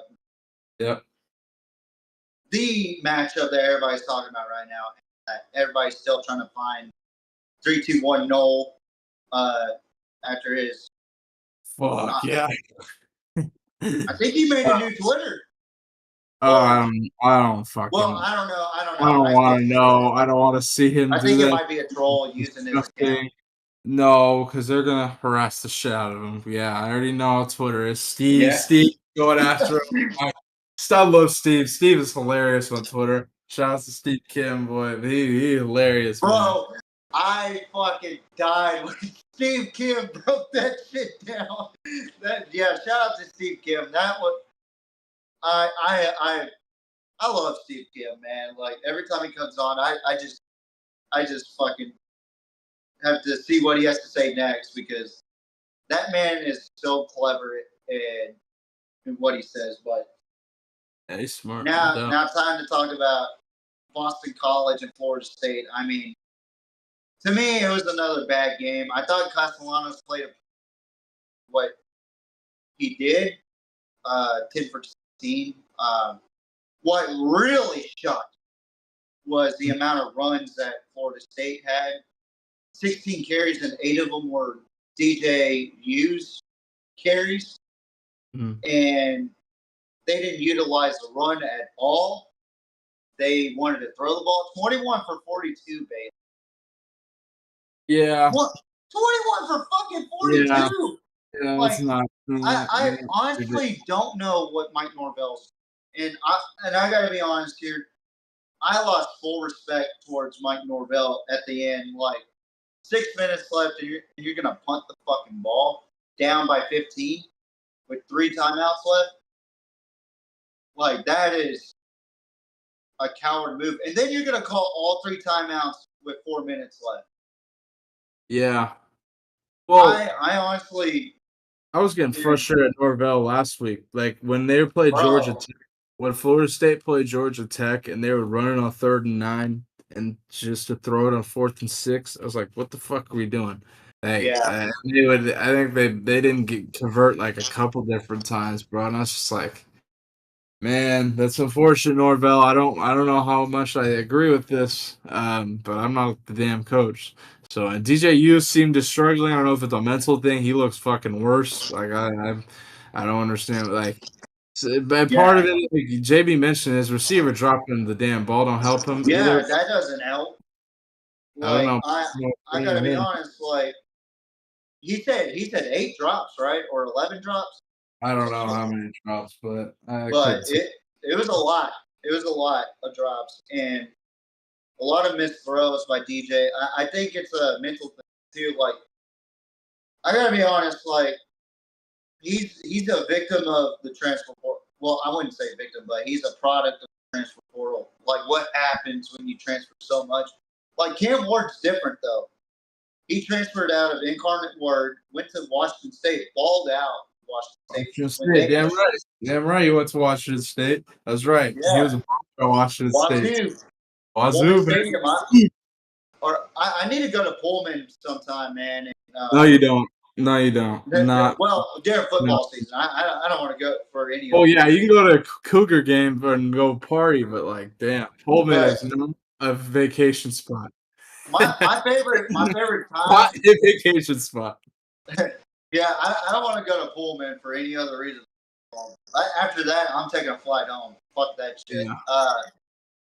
I don't want to be in Washington besides football season, but and speaking of Wazoo, like Mike Leach coaching at Wazoo was probably the best thing that ever happened to that university. Coach Leach, RP. That was my favorite coach of all time, bro. Like, yeah, and he recruited me out of high school. Coach him and how Mummy coming up with the air raid concept. Oh yeah, air raid. Fuck him, Sheldon Cross, some other coaching legends from out coach. Sheldon Cross is now coaching down in I want to say Stetson University in DeLand. He really? a lot of his air raid coaches, man. But yeah, brother, shoot. All right. So yeah, Florida State and Florida are at a disarray right now. I Billy Napier is probably going to get fired within the 3 weeks. We're pretty much looking at the ticker. I don't think he's going to make it to the Texas game. Honestly, I think he'll make it the whole season. That's where I don't agree with JB or Matt. I think he'll make it the whole season because I think that freshman kid's going to do something. And you think Yeah, I like Lagway. I think Lagway's one of the top. He's the only hope of Napier. That's his only shot. Like, fuck, what else are you gonna do, bro? Graham Mertz did not look good. Yeah, so. I'll be honest. Starting Graham Mertz was probably the worst thing that Napier could have possibly done for Florida. I think Lagway is such a talented young man too, and he's an awesome dual threat too. Like back when he played at Willis High School here in Texas, I was really impressed with the kid. When I found out he was a Florida commit, I was like, God damn it! At least somebody from Texas needs to pick him up, not us, because we have a great quarterback. And I gotta be honest, Bailey. Like our quarterback room before we move on to week 2. I like Arch obviously, and Quinn, who I think is. You may say I'm wrong for this, but I think Quinn is probably the most NFL pro ready quarterback out of this year's draft class. But you could argue that Carson Beck or Shador is, or anybody else. But I think honestly, from looking at it without having the Texas shirt on, I genuinely think that Quinn is the most NFL ready quarterback out of anybody, but that's just my take. But I like their third string too, Texas third Trey Owen. I went to their spring game this past April with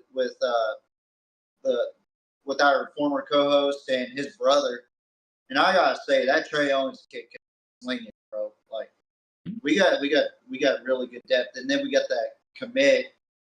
You don't like Arch Manning? What happened to Arch Manning? You don't like Arch Manning? I love Arch, bro. Like I was gonna say, I'm like, that's the next coming of like the greatest quarterback ever. Like, I already know what you guys are thinking. Like, Jamie was right about you, Bailey, but I'm like, hey, you guys are like, you guys are waiting for Arch Manning. Like, I don't know, that's what it is. No, and my honest thing about Arch is like, I think he's going to be a great quarterback for us, man. Like, I really do. I think that with Sark there, it's going to help him out a lot as a quarterback growing. Like, you saw Sark tune his ass out whenever we were playing against Colorado State when he went in. And I got to say that one, his first touchdown pass was pretty fucking sick. I ain't gonna lie. Like, I haven't seen a Manning do that, but Arch. Wait, well, man, I got a bunch of shit. Hold on, I got a bunch of shit for talking about Eli Manning on JB's show, defending Eli Manning, who has won more Super Bowls than Aaron Rodgers, and I took all his heat. Yeah. Like, I'll tell you something, man. Like, Eli is one of those quarterbacks that I can genuinely respect because regular season, I would say he's slightly above average, but once he gets into playoff mode, he is a fucking baller. Like that's where I don't get it. Like that's where he fucking performs best. And I wish Cowboys quarterbacks were more like that instead of performing well in the regular season and then fucking in the fucking playoffs, you know. Yeah, that's what frustrates me about being a Cowboy. Yeah, no. I could only imagine. When's the last time you guys... It's pure misery. Like I. That's good. Like it's misery. I was born the day after the Cowboys won their last Super Bowl. I broke this down last video. Like 8:20 p.m. Monday, January 29th, 1996, in a Killeen, Texas hospital. I was born the day after Jay Novacek, Emmitt Smith, Troy Aikman won their last Super Bowl, the Cowboys' last Super Bowl. And after that, what the fuck happened? I always put out this joke out there that I'm the curse of Dallas, that I was born.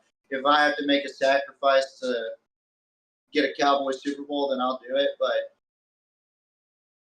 now that joke's out of the bag. Fucking Jerry Jones is the cause of it. I genuinely think that. Because if you hadn't gotten rid of Jimmy Johnson and you didn't hire Barry Switzer,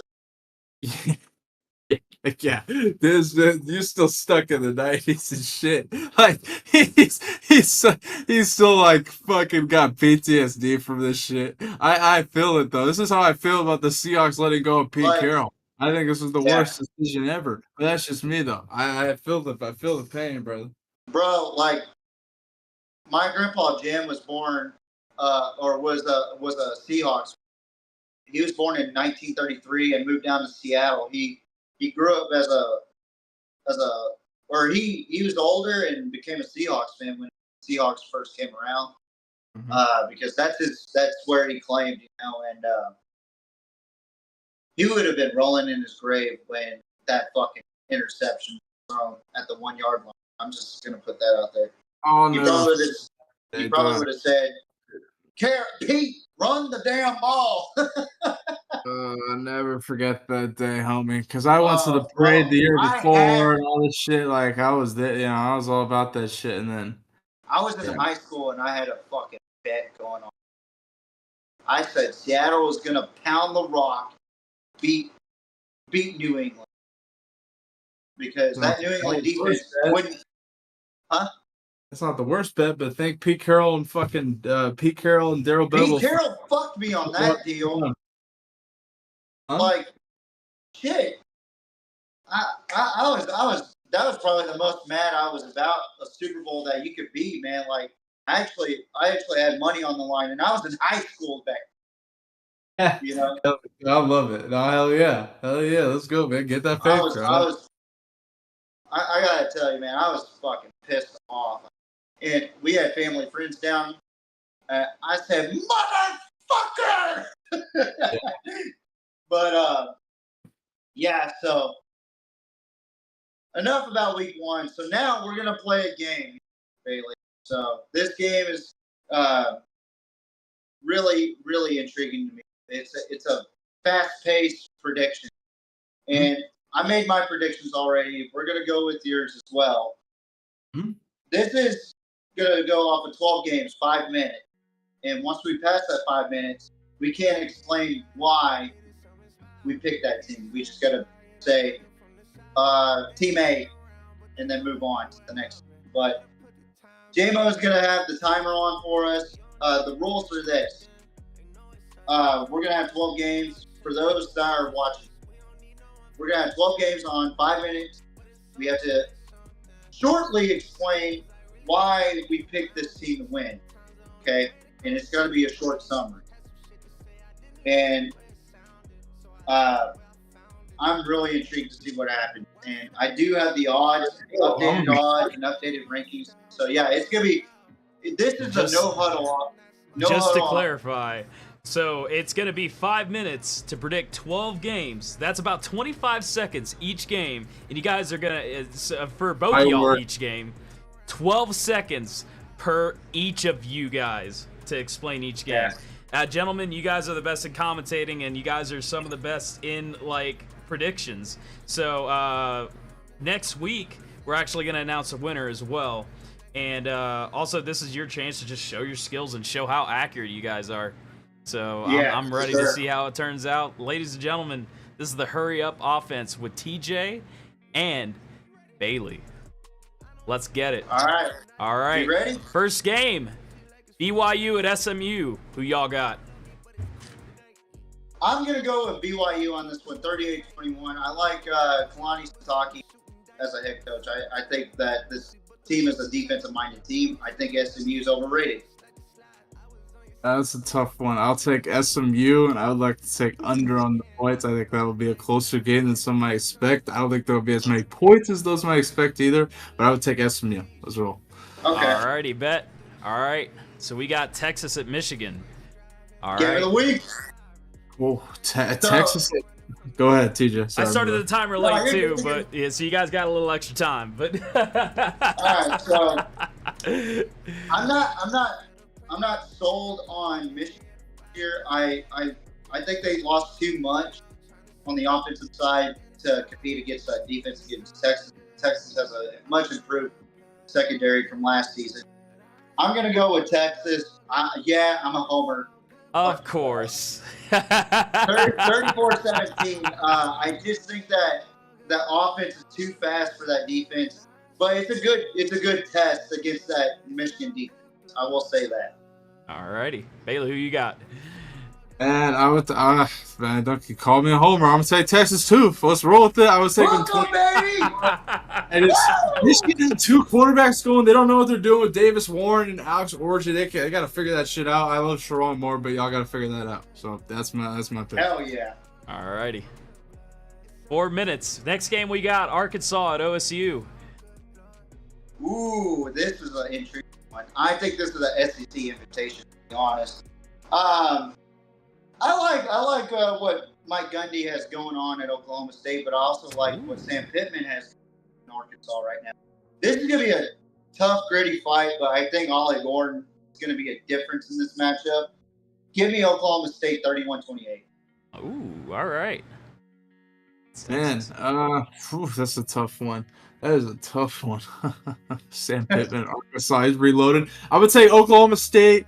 It's gonna be one of those barber high-scoring games where it's like, it's like both teams are scoring 30 plus. Like it's gonna be one of those type of games. So I'll take Oklahoma. Yeah.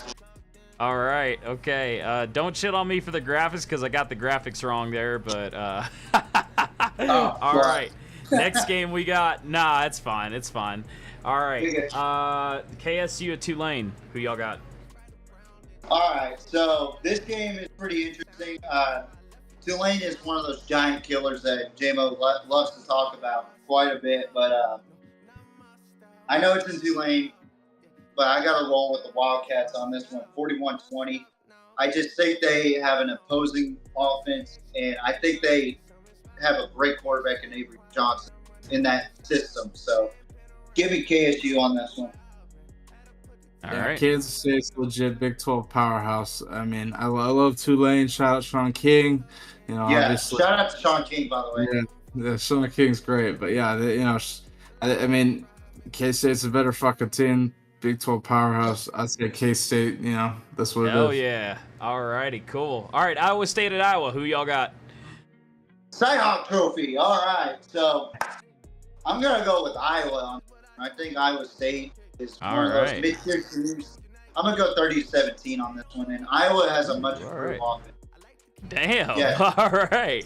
What's for Iowa there? Shit, I love Iowa, but I'll take them. I think they're 2.5 point favorites right now. I will gladly take that and the under. Oh, yeah. Shout out Iowa. All right, cool. California and Auburn. Who y'all got? Oh, boy. Battle of the fucking shittiest teams in the SEC and ACC. I think Auburn's going to kick the shit out of them, honestly. 37-4. All right. Who you got, Bailey? I can't believe that Cal has to travel to Auburn. That's fucking crazy. Like, I can't even believe that's a scheduled game. Okay. Yeah, I'll take Auburn for the points, bro. Take Auburn spread. They're going to run California. Fuck yeah. All right. Exactly. That's what I'm going for. Alrighty. You guys better pick right. My home team, South Carolina at Kentucky. All right. South Carolina. South Carolina. Oh, come on. Nah, I got Kentucky winning that one. I think I like Brock Vandagriff. I really do. Hell yeah. I think Mark Stoops finally has a quarterback that can do something with Kentucky. I don't think they're an SEC contender, but I think they'll be all right. We're at the 1 minute warning, by the way. Bailey, who you got? Kentucky, I'm not going to think twice about it. South Carolina really frustrated me last week, and we looked like shit against Old Dominion, so I will gladly take Kentucky. All right. Yeah. All right. 10 versus NC State. TJ, who you got? I got Tennessee winning this one. Nico. That's all I got to say. All right. Bailey, who you got? Shout out Nico, man. I live in Knoxville. Shout out Nico. Go Vols. All right. Colorado or Nebraska. Who y'all got? Bailey's going to hate me for this. Matt's going to hate me for this. I think this is going to be a close matchup, but I think Nebraska takes it for the win by 1 point, 28-27. 15 seconds. All right, Bailey, who you got? Take Colorado, and I'll take the over. I think Colorado's I think Nebraska's like 7 point favorites. I'll take Colorado plus 7. Take over. Well, yeah. Watch out. It's just going to be Colorado will be able to score more points than Nebraska. All right, and that's time. We'll do one more just for the picks. All right, App State of Clemson. Who you got, TJ? Remember, you can only say we. All right, you can't give me reasoning. All right. And Bailey, who you got? Clemson and under on points. All right, Boise State and Oregon. Oregon. Remember, you can catch heat for social media on this if you pick wrong. All right, you know how it is too, Bailey. You know how it is. Bailey, who you got? Oh man, I'll take Oregon with the points. All right, cool. Mississippi State at Arizona State. Who y'all got? I was impressed with both, honestly, but I'm more impressed with this here. Arizona State, 34-30. All right. And Bailey, who you got? That's a tough game. You can't give us reasoning. Mississippi State, SEC school. Come on. All right. All right. That's a rebuilding program. Who you got? He's got Miss State going. He's got Miss State. Oh, okay. Yep. All right. I like it. All right, gentlemen, and that was our first iteration of the Hurry Up Offense. Pretty fun. Remind me to not put 12 games anymore. Let's Bro, go, that's the whole point, man. That's the whole point of this, dude. It's fun. We're trying to make it unique. I messed up on one of the graphics here, so I gave y'all a little extra time. That's why. Yeah. But yeah, nah, you're good. It was pretty fun. It's pretty fun, and hopefully we'll make that more unique as we go on. It's sort of like a pardon the interruption kind of deal, but yeah, pretty good game. Definitely. All right. And that was JMO's idea, folks. So give him credit, not me. I'm not the. Hey, I just watched too much Pardon the Interruption as a kid, so all right. All right, moving on to NFL predictions, boys. Who y'all got winning this next week? Or this next weekend, I should say. All right. So, game number one. This one is it's a matchup, AFC Championship rematch between Baltimore Ravens traveling to Kansas City and Arrowhead Stadium. Live on NBC. Kansas City is the 3-point favorite, 19-20. I think this is going to be an offensive game for NFL standards. I think it's going to be a pretty good game, but I think Kansas City has too many weapons now that they have speedsters. I'm going to go with Kansas City 34-24. I like what they got going on offense, and as everybody knows, I hate to say it, but Kansas City is my favorite to win the Super Bowl this season. So, which is pretty obvious that I'm clickbaiting at this point, but yeah. So Bailey, who do you have winning this game? Baltimore or Kansas City? Week one, I'll go. Fuck. See, that's the problem. I'll bet the under. Like, I don't like. If I had to pick one, Baltimore, I guess Baltimore by like 3 or 4, but I'll take the under. I think week one, you're going to see a lot of teams struggling from not playing. Yeah. As JB has been going on forever about. I think, like, we saw this a little bit last year with the Chiefs opener against the Lions, where there wasn't that high scoring. In other week one games were lower scoring. I would just gladly take the under. If I'm guessing as like a fan, I'm going to say probably the Ravens, just because I think they'll run it heavy with Derrick Henry, and that game is like a race to 20, to be honest, because I think it's not going to be that high scoring. So, like, that's just me, but we'll see, man. I'm excited at season opener. Laying a lot of money on the under, though. Under 46.5. Let's go. Man, I think it's safe to say everyone's excited, bro. Everyone's excited for that kickoff. It's going to be a phenomenal game, and I can't wait to see. I can't wait to see how it opens up. Green Bay, Philadelphia. Who y'all got? Oh, who'd you have, Bailey? Sorry. What's up? You said what? No, I took the Ravens. Like, if I had to pick Ravens and under, yeah, I'd take the Ravens. Like, I think they'll win by like 21-17 type of shit. Like, it's one of those games. What's crazy? Yeah, you know what's crazy about this too? Like, now that you mention it, like, Ravens, man. week one is where everybody fucking just sucks it up. You know, like, you don't see a whole lot of high scoring in week 1. You usually see it like maybe week 3, week 4 in the NFL. And yeah, you're right. JB does fucking keep talking about quarterback play and whatnot. But in my honest opinion, the Chiefs have like the weapons to throw deep this time. I think my biggest problem with Mahomes, he kept using touch passes and screens as like yak, you know. But now that he doesn't have an excuse anymore for a fill-in for Tyreek Hill, he's got a guy in Xavier Worthy. I know Hollywood Brown's injured, but very true. We don't know the status on Rasheed Rice. Like, is he going to be suspended? I think he's playing. I think it looks like he's playing tomorrow. Like I saw he's still tomorrow. Looks like he's playing, so I expect him to piss some people off by playing. But fuck, okay. I forgot to do this real quick. Since the Chiefs are playing at home, and I lost the bet, Bailey, I said the Chiefs, or I said Mahomes would not get over 300 yards passing. Okay. I don't make bets. Don't worry, you're not gonna see any wild shit. I wouldn't let that happen, bro. Let's see what the man's about to do a handstand or some shit. What the fuck? Wow. There you have it, folks. Wow, Mahomes jersey. That's a nice jersey too. Look at that shit. Man, you're such a fan, TJ. Look at that shit. He's proud of that shit. Look at the patches on that shit. That's awesome.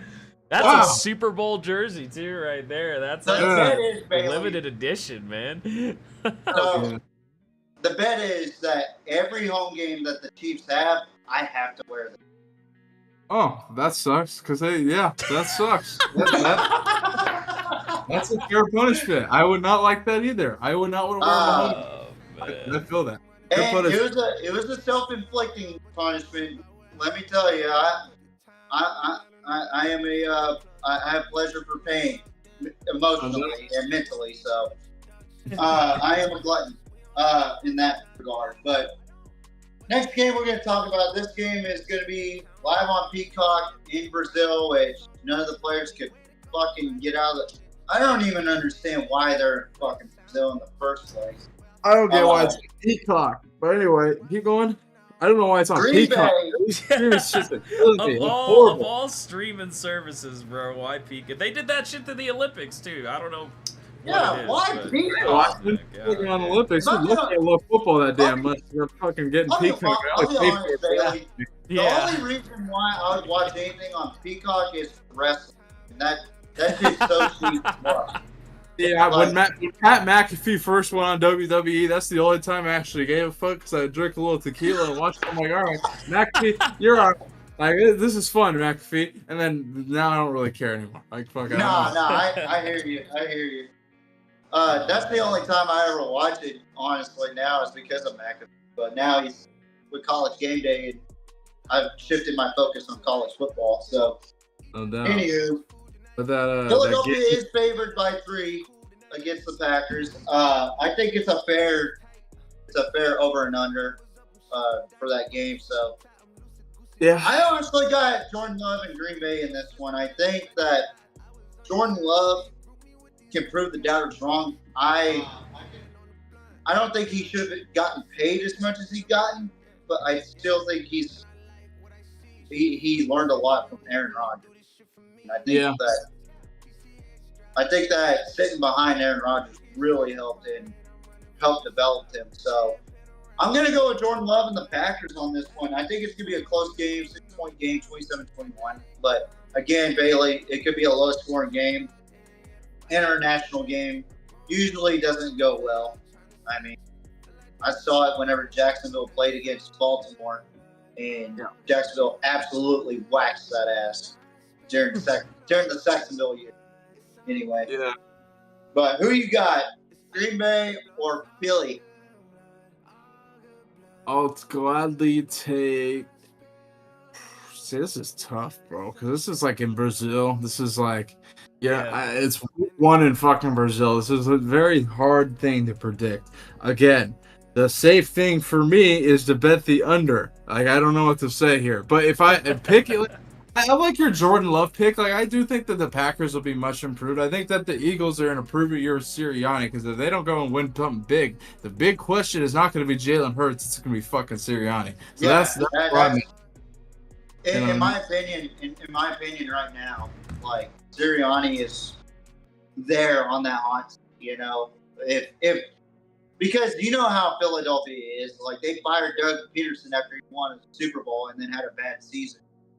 Mm-hmm. But yeah, that's the way it goes in Philadelphia. Like, Philadelphia has high expectations for one Super Bowl in their case. But yeah, so who do you got? Yeah, I'll take the Packers, because I think Jordan Love goes in and fucking like the Packers are gonna be legit. NFC North is gonna be probably like top 2 divisions this season. I agree. I agree with that. NFC North. I would say more top 3, because you got the NFC West also, in my opinion, is I'm high on the NFC West personally. Really? I think 49ers. I think 49ers are down. And I think that the Rams win that division, like JB says. I'm out and actually share his take on that. I think Seattle wins like 7 games, and that division is mediocre. It's gonna look like the AFC South with the Texans and the Jags. Oh my god! That's what I think. Yeah.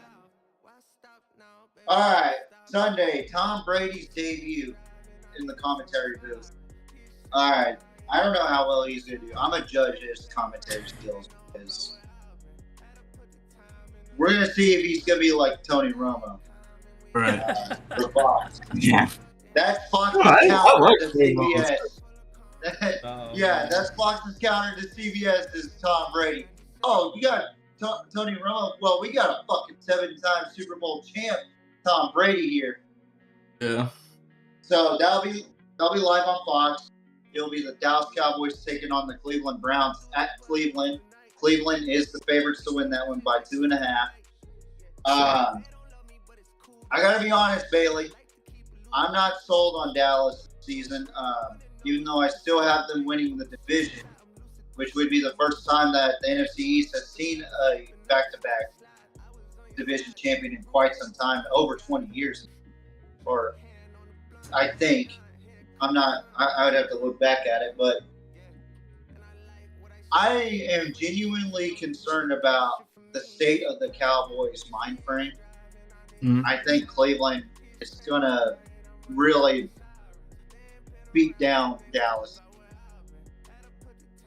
I have the score 34-21 with you. Like, I think Cleveland's legit. It's all Here's the thing. It all comes down to Deshaun Watson. Deshaun Watson was looked like shit last year, and they won a bunch of games. True. I can't even sit here and say that. Like, and Nick Chubb's out too, so that plays in the factor. I think Nick Chubb's on the PUP list. I believe he's out the first 4 at least. Yeah. I believe he's on the PUP list. So yeah. But they got Jerome Ford and some other backs there. I'm sure they'll be just fine. They're. I mean, fuck. Deshaun Watson's had 2 years to figure it out. This is the thing. They paid him. You know what the problem is, right? You know what the problem with Deshaun Watson is, right? Let's not hear getting it. enough rub and tug. It's not getting enough rub and tug. No, Ohio. Oh, I'm sure he's just fine. TJ, I'm sure he's just fucking fine. I'm sure he is. You know. Oh. But I'll pick Cleveland. I'll take under, because I think Dak struggles on the road in Cleveland. Yeah, I agree. I like that. Dak to me is like one of the most frustrating players that I had ever dealt with. As far as him and Mark Colombo. Okay, I cannot stress you enough as a kid how pissed off I get about Mark. One of the worst offensive line to ever play for Dallas. As far as like getting penalized on every play. It could be a false start. It could be a holding. You just wanted to fucking throw a wrench at this guy's head or throw the remote at the TV at least, because of how bad that guy is or was. But we're going to move on to JB's favorite team, the Los Angeles Rams. They'll be traveling to Detroit to take on the Detroit City Thundercats, who who I call. I call them the Detroit Thundercats, but they're the Detroit Lions for those that don't know, who live underneath a rock. They'll be playing on NBC. Detroit is the favorite by -3.5. I want to get your take first, Bailey, before I go to mine, because I'm curious. Who do you got winning this game? Short and sweet. Like you said, Detroit's 3.5 point favorites.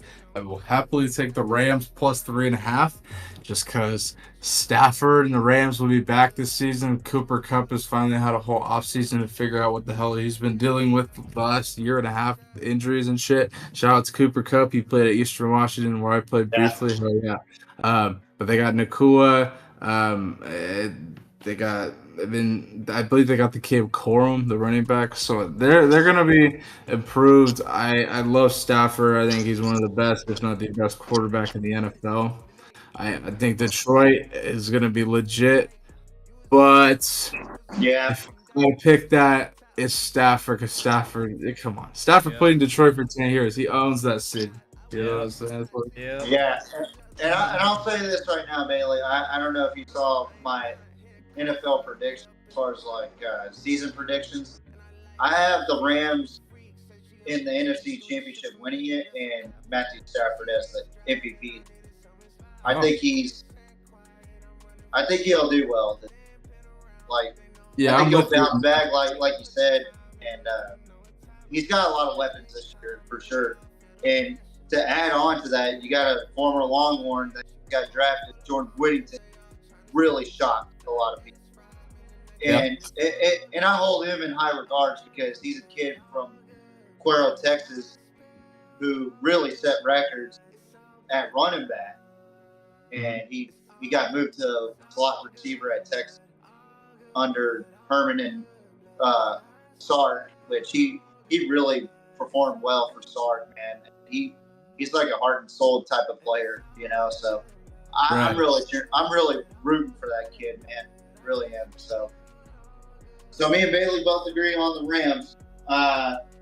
So far we haven't had much different picks. Just yeah, y'all's takes have been like similar. You haven't brought up a couple of games that I'm like, damn, just wait. I'm like, I'm ready. I'm a rep for these picks, dog. Let's go. Yeah, I'm ready. Let's hear it. I'm ready for some disagreements.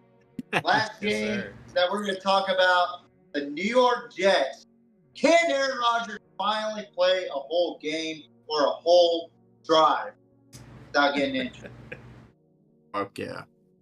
Yes, I think he's quit using ayahuasca, but that's me. But they'll be traveling to San Fran to take on the big bad San Francisco 49ers, you know. Mm-hmm. That will be a Monday night game, live on ABC, ESPN, and ESPN Plus. San Fran is favored 3.5. I think this will be a good matchup. I think it's a damn good matchup.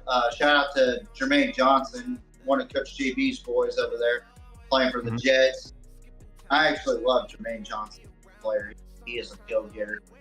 But with all that being said, I think this is going to be a close game. I think it's going to be like 6 points, but I think I'm going to give the edge to the 49ers. I think they're a tougher team than New York, in my honest opinion. I think they have the stronger offense than New York because that's fair. I think that O-line for San Fran is a lot better than what people think, especially with Trent Williams, who is, I'll be honest, who I think is the best player on that roster for the 49ers. But I think it could go either way. I think this is the best game on tap besides the Ravens and the Chiefs. Yeah, I think I'm excited for Titans Bears. I think that's gonna be a hell of a game with Will Levis for Caleb Williams. Yeah, I think that's a hell of a game, and I'm taking the Titans on that game because no way Caleb game one. Fuck no. I'm glad they take the Titans. The hometown or the home team, Tennessee. Rooting for the Tennessee team. I love it. But fuck. What was you just saying before? Sorry. I was talking about the Jets and 49ers. Who do you? Oh yeah. Fuck, my bad. So yeah, Jets. I would love to take the Jets. Like, I mean, I love San Fran. Oh, I don't love San Fran. I hate San Fran. They're the Seattle's rival. But like, I think them and the Chiefs, I think, are down this year. Both of them. Yeah. I really do. I think both of them will win about 10 games, and they both. I don't know. I don't see either of them getting back to a Super Bowl. That's just my personal opinion. I think that this is going to be the first full game where we actually get to see Aaron Rodgers with the Jets. They have a better offensive line this year than they did last year. More running backs, more weapons at receiver. Now Mike Williams. Like, I can't wait to see how this shit plays out with Aaron. I'm not really too concerned about with him like I would be with Kirk Cousins. I think there's a lot more concern with Kirk Cousins than there is Aaron Rodgers. Obviously, Doc has expressed his concerns about Kirk Cousins on JB's show as well. That's just where I'm at on it. But if I had to pick that game, Jets like 31-21, maybe. I don't know. I think the Jets, really, yeah. I got the 49ers winning 34-20. Yeah. Wow. I think close. Close but opposite. That's why I like it. I think that's gonna be a damn good matchup though. Like the Jets and the 49ers. You got the Jets defense who in the last couple of years have been really great, in my opinion. Like underrated defense in the NFL. Right. And then you got the 49ers offense who I don't know if I'm really that sold on Brock Purdy just yet, but I've seen him play at Iowa State for 4 straight years too. I know what he's like. I know that he makes dumbass decisions sometimes, but when he does ball out, he balls out. So, and that's the thing too. Breece Hall, his former teammate, he's playing. Yeah. It's ironic, finally. Yeah, we'll see. I'll take the Jets. I'm confident in that shit. Aaron, like, if Aaron plays, like, Aaron has to play. If Aaron don't play, they got Tyrod Taylor out there, I might renege a little bit. But Aaron, I'm confident in Aaron. That's what I got. Aaron's like one of the best quarterbacks of all time, So, JV might be like, what the fuck are you talking about? No, but in all honesty, I think we're gonna see a damn good matchup out of San Fran and the Jets, man. I really do. That might be the best game on tap, as far as how performance goes. I think probably the worst matchup on this list, Cowboys and Browns, in my opinion. I think just the mindset thing that the Cowboys aren't fully engaged in the season. If they play like ass about like the Cleveland Browns or against the Cleveland Browns, I am just going to lose my fucking mind. I might lose my mind. Week 1 opponent, dog. That's a tough week 1 opponent to go up to Cleveland. Yeah, Dogtown, that's real. That's a tough. That's like Colorado, North Dakota. Like, fuck any other damn team besides heading up. That's a tough week 1 opponent. That's like playing fucking Georgia. But yeah, that's like playing Georgia's fucking defense week 1. Yeah, exactly. Exactly. Like, in Athens. Yeah. Shit. I'm glad we play them in DKR. That's all I'm gonna say. I'm glad we play them in Austin, which that's gonna be a fun match. But, no doubt, brother. No doubt. Yeah. So, man, this was a great show, man. I'm glad you were able to come on, and you put in so much fucking work for both JB, Matt, Smitty, everybody that you do, and then you do your own show with Tank and so many other guests that you have. And I gotta tell you, this is kind of like a big thing for us because it opens the door for possibly getting JB or Matt or some of y'all's guests to come on as well. I couldn't thank you more for even coming on to the show and actually giving us a chance, Yeah, man, I deeply appreciate you coming on and giving us some insight about what you know about the game, which I already hyped up JMO for you that you know what you're talking about. And I appreciate you guys having me.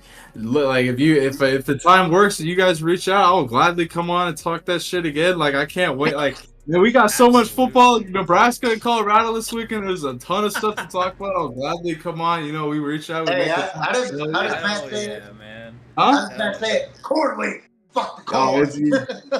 Matt does not. Here's the thing. You just wait. Like this is Nebraska. Matt at least respects Nebraska. You just wait till sheep week. Dude, wait till sheep week. So I was telling Demo this. If we could get Matt on for next week's podcast, which will be on Tuesday for those watching, if we could get Matt onto the show this upcoming Tuesday to talk about sheep week. Oh man. That would be awesome. And I got so much shit talk to talk about Jay Norvell. Yeah, like Matt's a busy man. Just reach out to him and we can go from there, brother. I can't wait for that game. I mean, I'm gonna go up there with Matt to a couple games this year as well. I can't wait to go up there and shit. I've never been to Colorado, so I've been wanting to go a couple games. Hell yeah, man! I need to go to that. I need to go with y'all to go to that Boulder or to that Colorado Oklahoma State. Oh yeah, at the end. That would be a bang. How do you see that game play now? Huh? How do you see that game playing out? Colorado, Oklahoma State. I know it's early. I know it's tough early predictions. Yeah, it's too early to tell for me, but I think it's a style clash. If I'm being honest, because if I'm keeping it real, man, like the Mike Gundy system is a little bit different right now. It's not what you saw with Zach Robinson back in the day.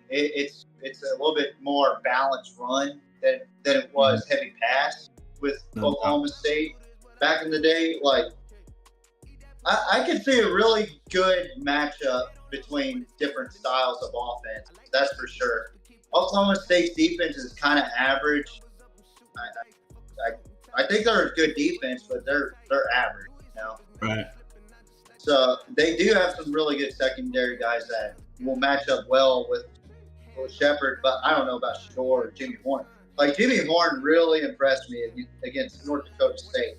That was like, well, he impressed me last year too. Yeah, I knew that. I knew that's what he was. They just had to get him the ball. That game, Oklahoma State, Colorado, I can't wait. Yeah, that is going to be.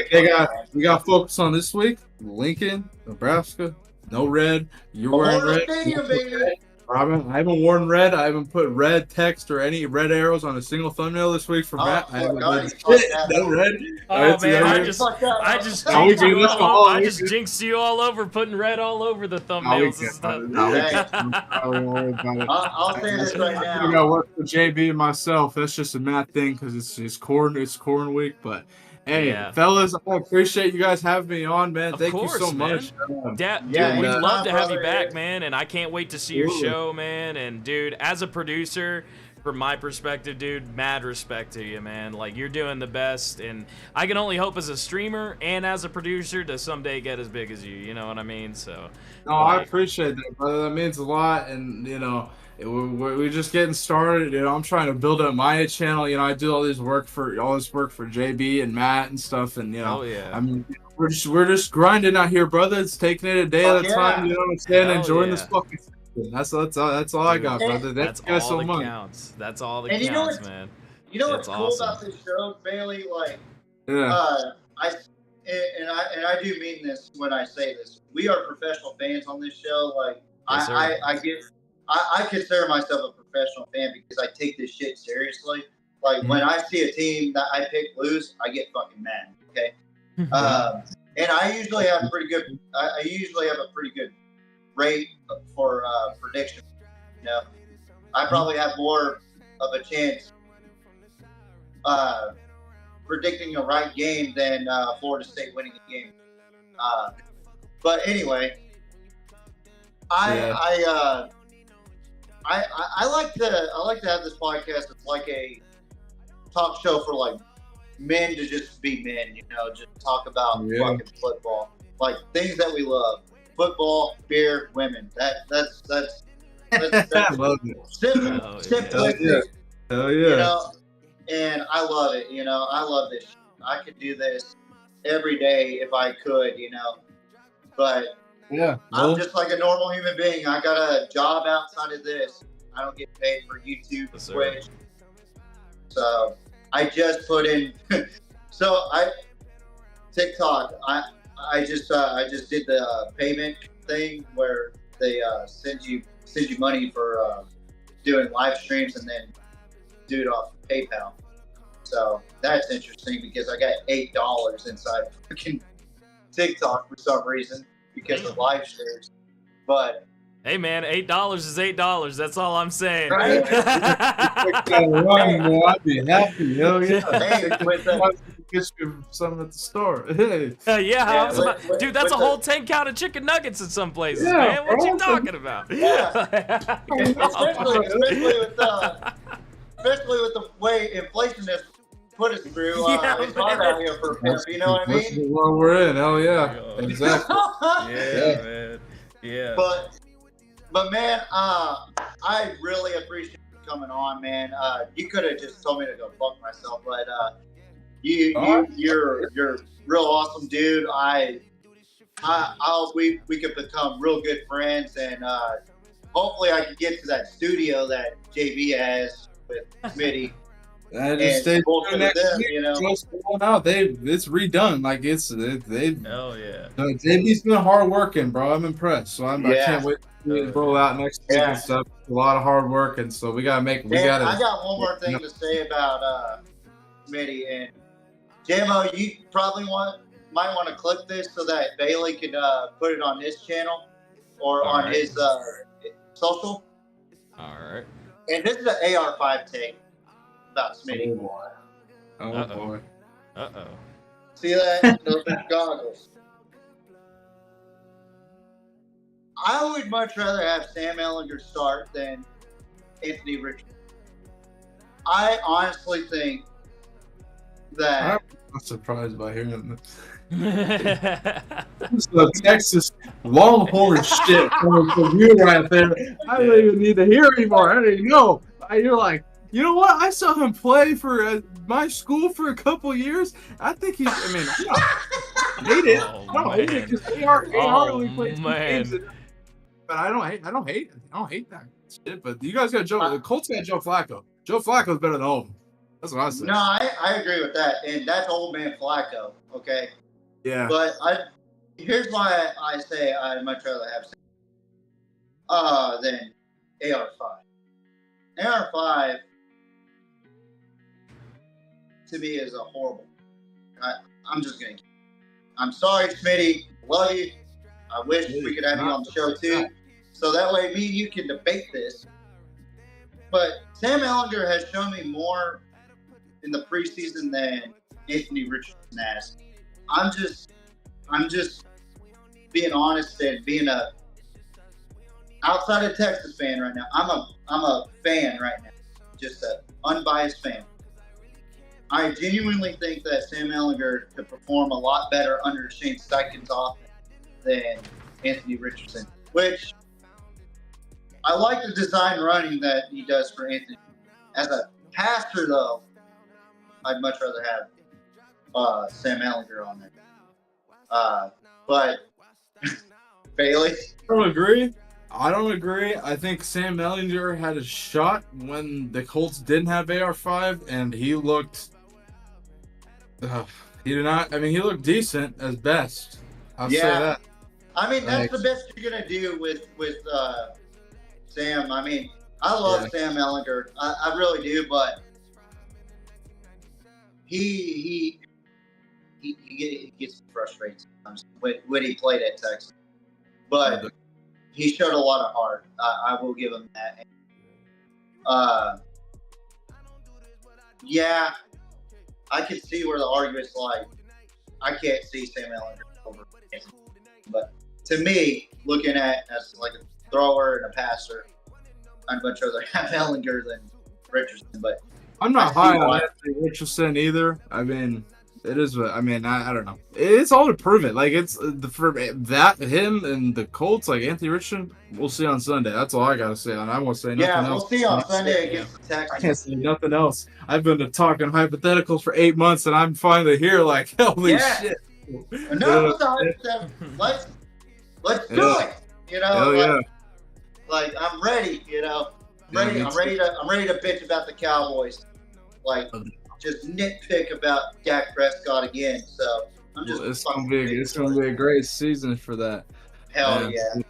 But I appreciate you. I'm gonna roll off here. I gotta finish this shit before it's late. But fellas, the show. Thank you so much. Thank you. TJ reached out. Thank you, man. It was nice meeting you. Hey, keep Nice grinding meeting on you that too, producer brother. shit.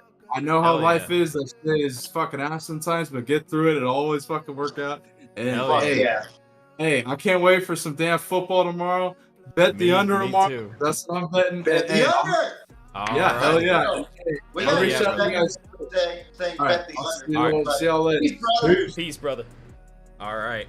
Man, what a damn good show, guys. I gotta say, Bailey Price.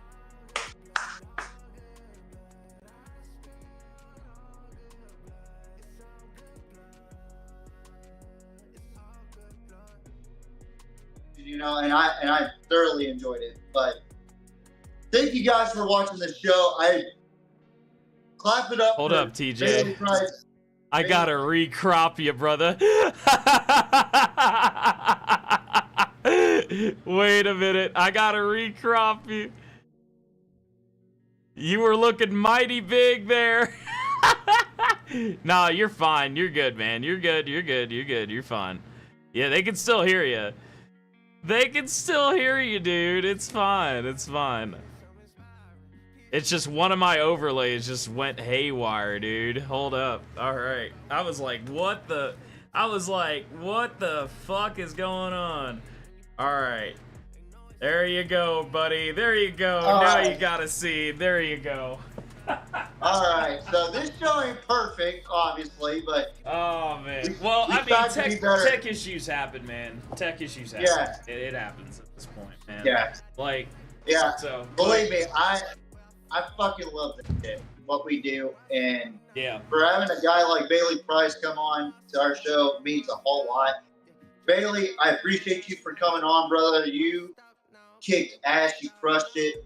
Keep doing what you're doing over there at Coach JB with Big Smitty and 0 to 60 podcast. Tune into those podcasts and also tune into his own show, Bailey Price Media Show, where he takes deep dives on certain topics around NFL and other sports.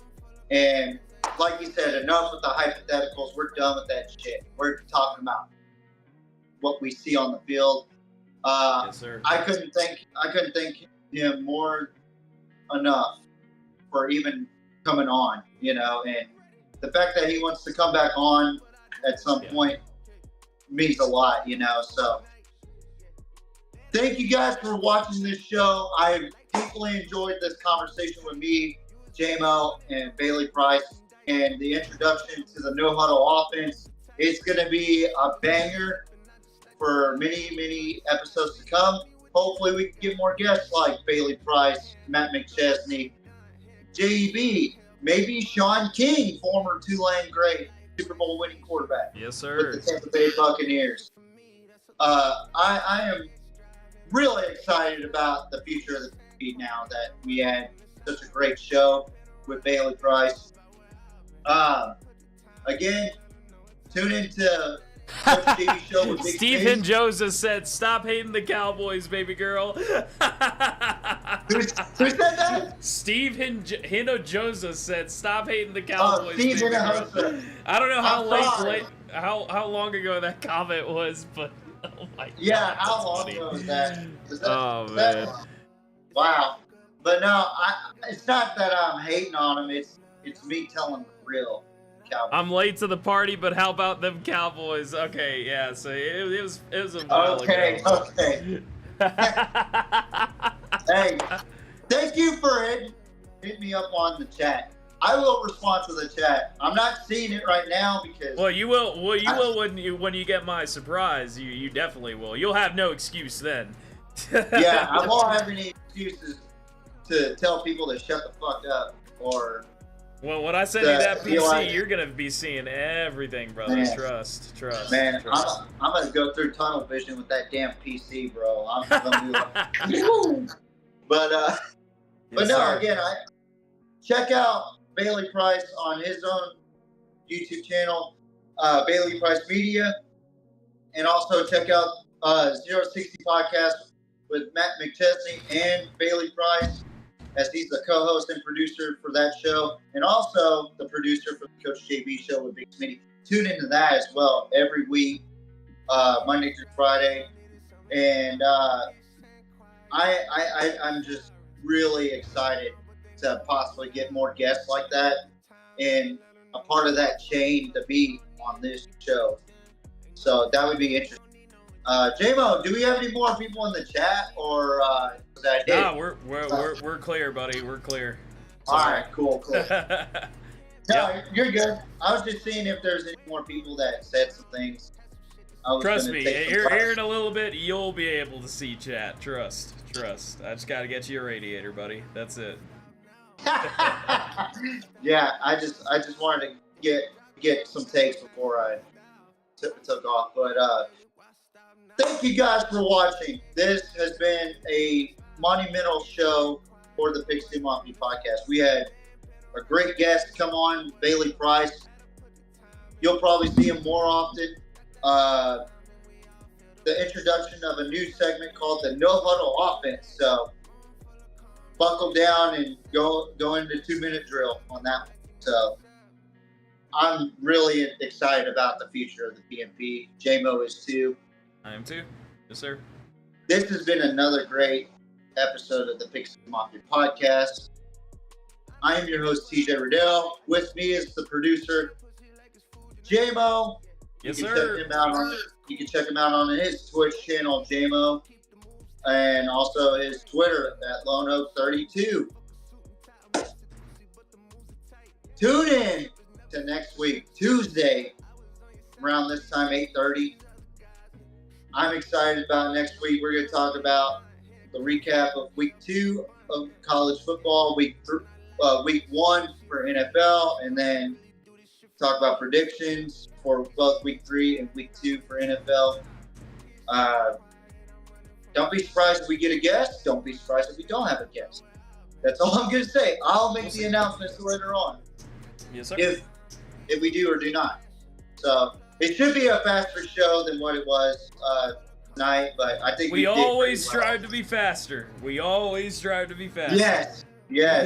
But I think we did a lot better this week. We did a little bit. We're running over 2 hours, but we did a little bit. Target was hour 30. But man, you can't help when you have a good guest on, and you know you just get to talking. So it's a good problem to have, you know. But we're gonna get quicker, we're gonna get faster, and we're gonna get better at this. As I get better, and as TJ gets better, this show and the content that we produce for y'all will get better. So, yes, sir. And there's one thing I got to say, too, before we get off here.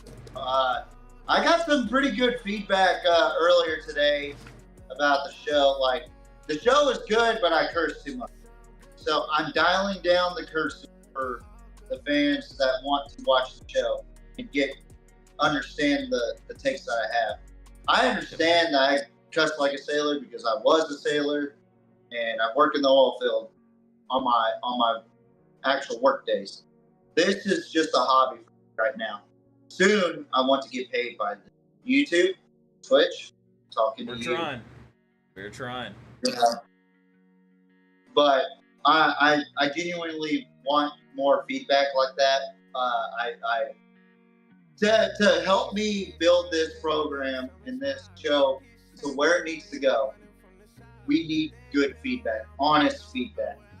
Because without you guys, the little Mafia members that are watching, without honest feedback, we cannot make the show better than what it already is. And J-Mo already came up with a good concept. Pardon the interruption with a no huddle style offense of segment. Now, I love that shit. I love more feedback. I love what we do. bring on this guest, bring on that guest, try to bring on this guest, you know. And I'm sure more than likely we'll have some more guests coming on shortly.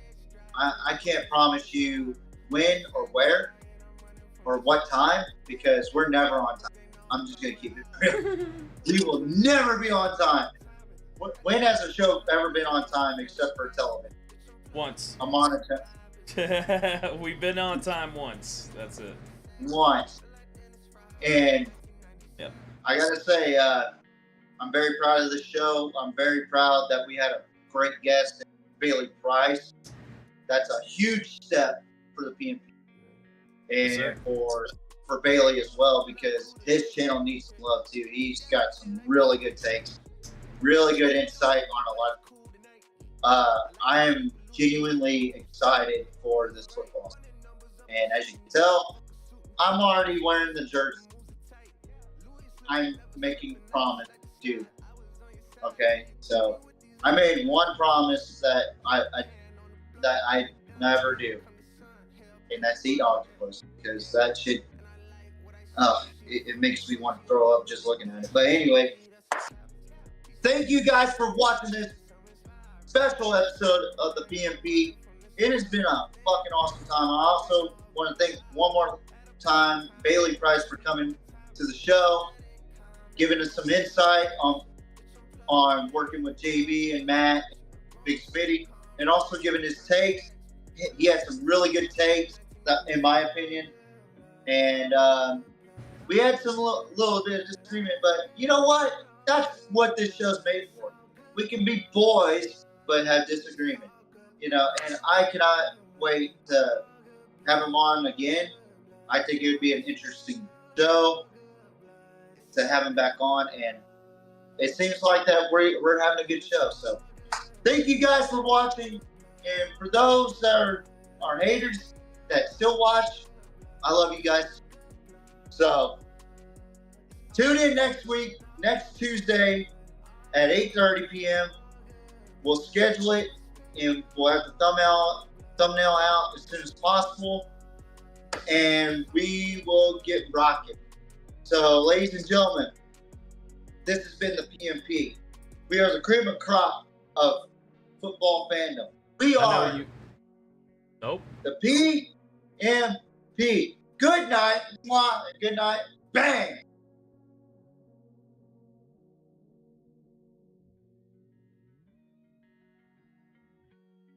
All right.